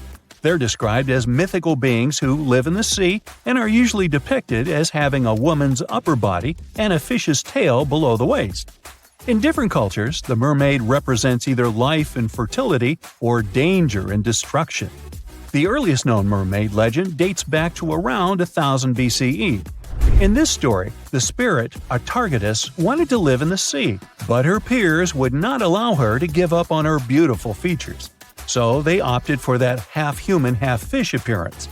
There are also folktales of mermaids in early Britain, but with no illustrations attached. In sailor tales, the mermaids can symbolize both luck and tragedy. Since sailors spent much time in the sea and they sometimes had nothing to do, it's no wonder they started to believe in figures that controlled the weather. Mermaids were seen as both attractive and dangerous, like the sea itself, reflecting the unpredictable and thrilling nature of water. We have no proof that mermaids exist today, but some people did their best to manufacture evidence over the years. Ever heard of the Fiji mermaid? It was a made-up creature introduced by American showman P.T. Barnum back in the 1840s. It was presented in New York, Boston, and London and gathered a lot of attention from the public. It was not the only one of its kind, and the weird thing is these fake mermaids weren't even pretty. Some of them were made by attaching fishtails to ape or monkey bones. The Dominican Republic has its own mysterious human-like mythological creature. This story tells of a woman who lives in the woods, described as having long, dark hair. But here comes the catch: she's said to have backward feet. Despite being quite short, her features are described as being extremely beautiful, especially her eyes. Her name is La Ciguapa. She's thought to be a nocturnal creature, and you can't predict her movements based on her footprints, because of the way her feet are positioned. It's also thought that to catch sight of her, you'll need to go looking for her at night, but only when there's a full moon. There's always a catch. And you'll also need a dog to help. There are many variations of her story, though. Other tales speak of a shy creature that runs away at the mere sight of humans. She's known to sleep in trees and feed on fish and fruit. Now, you'll mostly hear about dwarves in Norse mythology. In many Northern European tales, dwarves are described as being physically smaller than most people, but also as the best of blacksmiths. They were responsible for manufacturing powerful tools that helped many heroes in their quest. Some dwarves also possessed shape-shifting abilities. They frequently took on the appearance of inanimate items like needles, as well as creatures like fish and otters. These dwarf stories may have some historical facts to back them up, too. Back in the Bronze Age, miners located in southern Europe slowly ran out of tin, a material needed to make bronze. As they went searching for more supplies, they moved northwest, where more tin was available. These miners were shorter than most Northern Europeans, and their features included darker skin and bushier hair and beards. To top it all off, they had way better knowledge of metals and how to mine and use them to make necessary tools. It's no wonder that they might have really impressed the guests to the point they believed those miners were magic. You're walking down the street. You see a strange-looking antique shop called Ageless Trinkets of Mr. Bright. You're curious, so you enter there. You take a look at all the weird stuff. Suddenly, an old folded parchment paper catches your attention. It's a world map, but something's off with it. Instead of showing the countries as you know them, it shows the locations of 4 mythical lost worlds and civilizations. Mr. Bright, the shop owner, comes next to you after realizing your shock. This map won't let you find these places or anything, but I can explain to you the legends behind them if you want, he says. Let me begin with Atlantis. You might know it as Aquaman's underwater kingdom, but Atlantis, the fictional island, was actually first introduced in 2 of Plato's works. According to him, Atlantis was a highly advanced civilization that existed about 9,000 years before his own time, and its story had been passed down by poets, authors, and others. He wrote about Atlantis and its citizens to give a moral lesson and to teach about the dangers of arrogance, as well as the eventual downfall of those who are after too much power. In his dialogues, Plato stated that Atlantis was a great and powerful empire that was respected in all parts of the world. It was founded by beings who were half deities and half human, and became a great naval power after a while. Being an island filled with gold, silver, and other precious metals certainly helped their case. But besides that, it was also known for its breathtaking architecture and state-of-the-art technology, as well as its countless rare and exotic wild animals.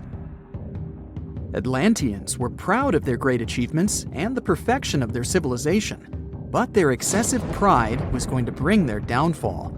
They believed they were so superior that they could gain control over any nation. This led them to launch a series of invasions. They conquered many of the Mediterranean lands, but when it was time to enter Athens, Athenians pushed back with an extraordinary force, so the Atlanteans were finally defeated.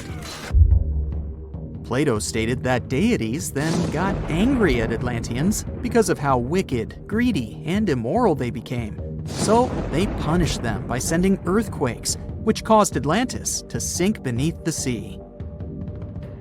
Although the earliest written records of Atlantis were Plato's works, some people still believed his story to be based on truth and tried to identify the island of Atlantis with actual countries. Some people suggested it may have been located in the Mediterranean Sea, near the coast of Spain or Italy.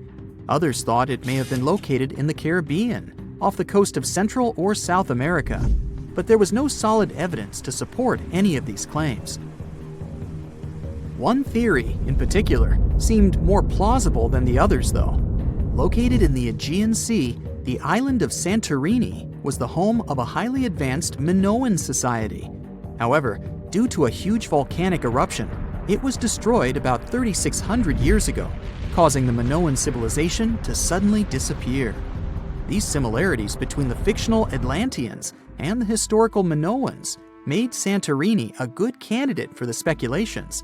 Yet again, there were still major flaws with it, such as how the time when Plato said Atlantis was destroyed doesn't coincide with the time of Santorini's eruption. So Atlantis still continues to be regarded as nothing more than a popular legend in the scientific world. Now, let's move toward the northeast direction on the map, Mr. Bright says.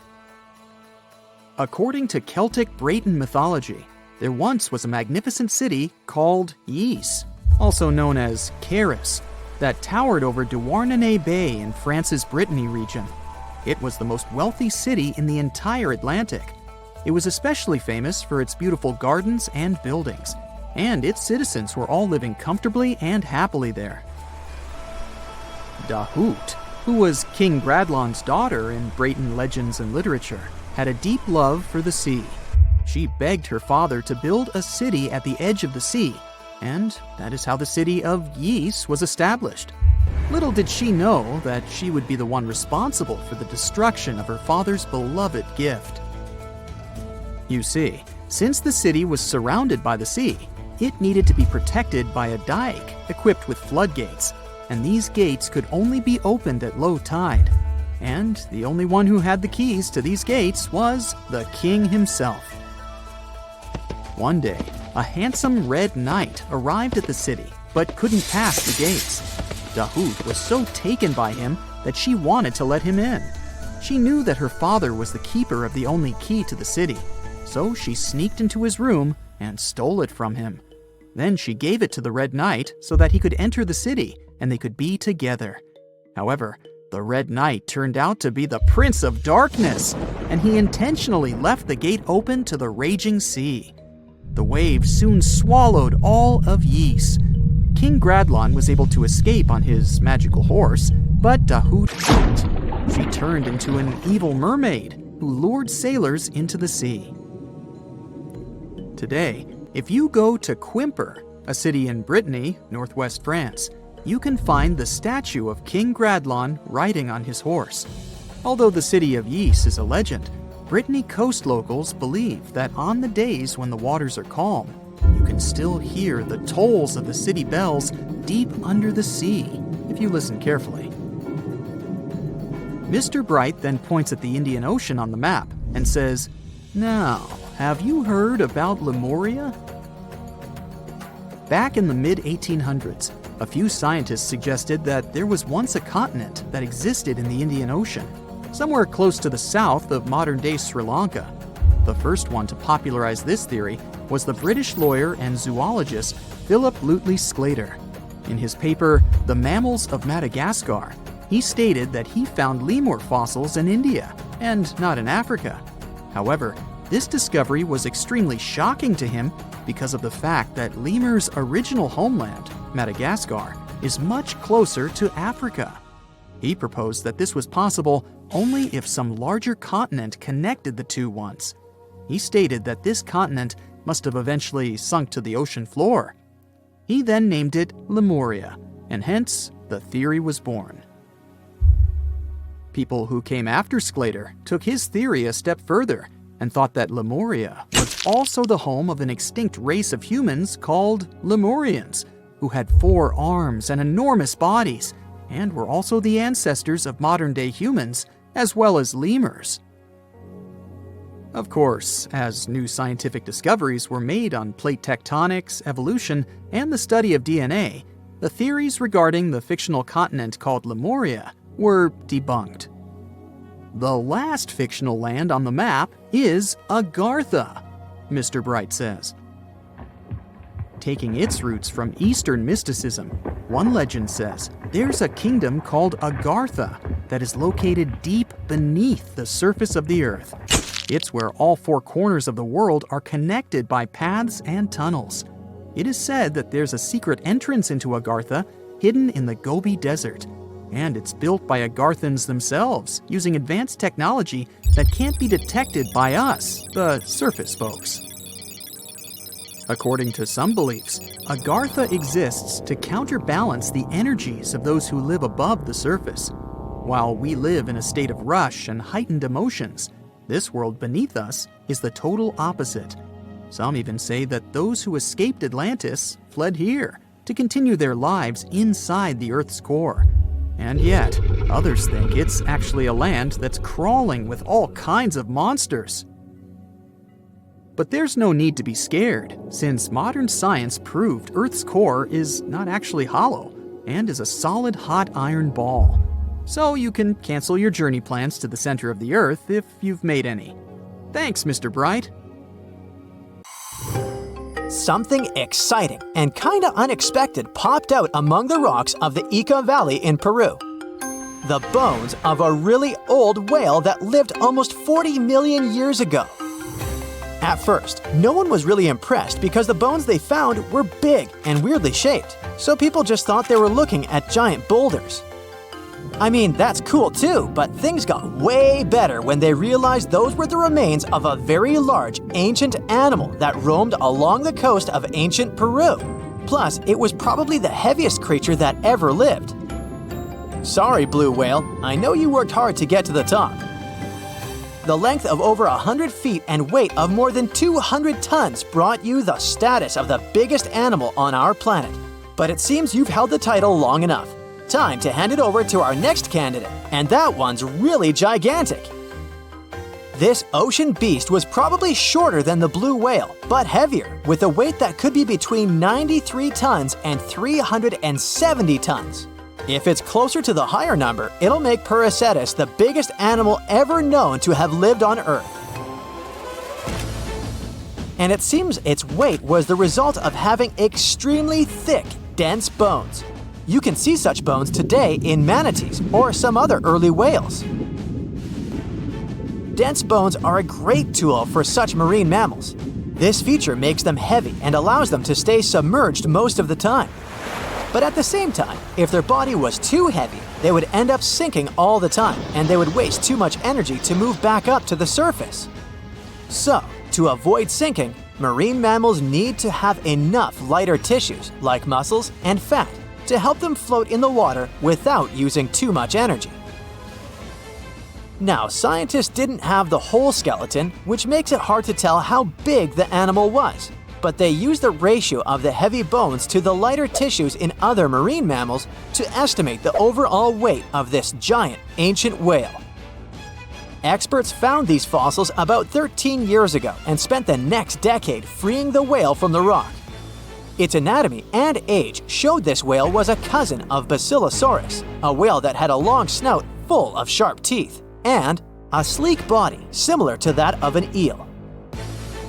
Even if Paracetus wasn't bigger than the blue whale, it was still a giant that ruled the ocean depths.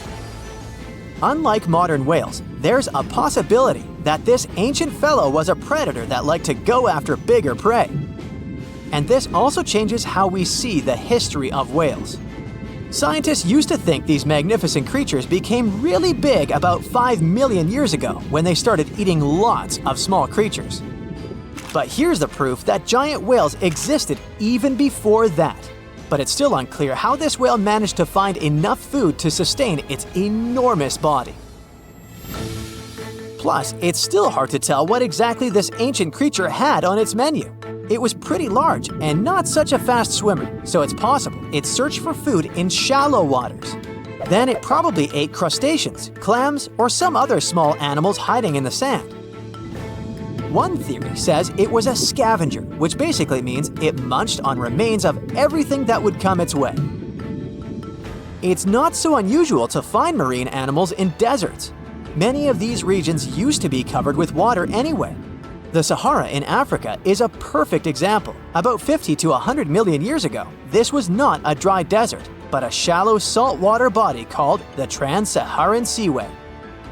The land is not wet there anymore, of course, but people who lived in that area knew about it because they used to find old shells across the desert. The sea was about 164 feet deep. That sounds enough for a nice swim. Some would say this area looked like modern Puerto Rico, with lots of sun and shallow water. Mangrove forests were a common thing as well as seafloors covered with mollusks, like snails and clams. The marine sediment that was left behind after the sea had dried up is full of different fossils. And the animal that lived in that ancient underwater world didn't look friendly. Plus, they were much bigger than their relatives from modern times, so a regular-sized human would end up as a snack, not even a whole meal. Normally, when animals live on small islands, they can become much bigger than their relatives from the mainland. This is something we call island gigantism, and it happens because there are more resources or fewer predators on islands. Maybe the same thing happened in the Trans-Saharan Seaway. Even though it wasn't an actual island, the water moved in and out, which created little pockets of water. And specific conditions in these pockets might have helped animals grow bigger. So we're talking about giant sea snakes, catfish, and fish that no longer exist today. One had incredibly strong jaws, and the animal used them to eat hard things and even crush shells. Their teeth showed they were fierce predators other animals had every reason to be afraid of. They went through some changes when it came to diet, similar to some types of piranhas. And the competition to get to the top of the food chain wasn't a joke. Not when there were also such large predators as sharks, crocodiles, and ancient relatives of elephants. Sahara went through different phases. If you could use a time machine and take a peek at Earth's largest hot desert as it was about 6,000 years ago, you wouldn't have to struggle with sand and heat. You'd have a nice walk through a green and pretty lush place.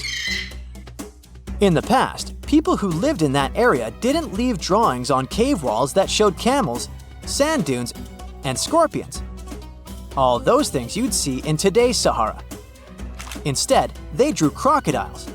That's additional evidence that the Sahara used to have a lot of water and plants enough to support these big yet scary animals.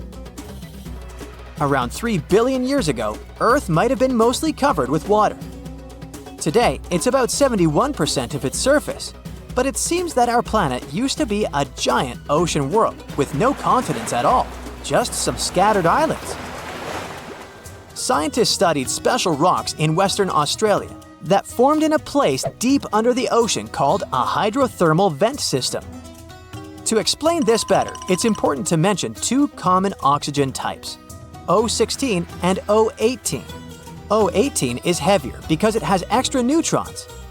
O16 evaporates from water more easily, and as researchers studied an old ocean floor, they found a lot of O18, more than in today's oceans. This way, they realized ancient Earth had less dry land than Earth today.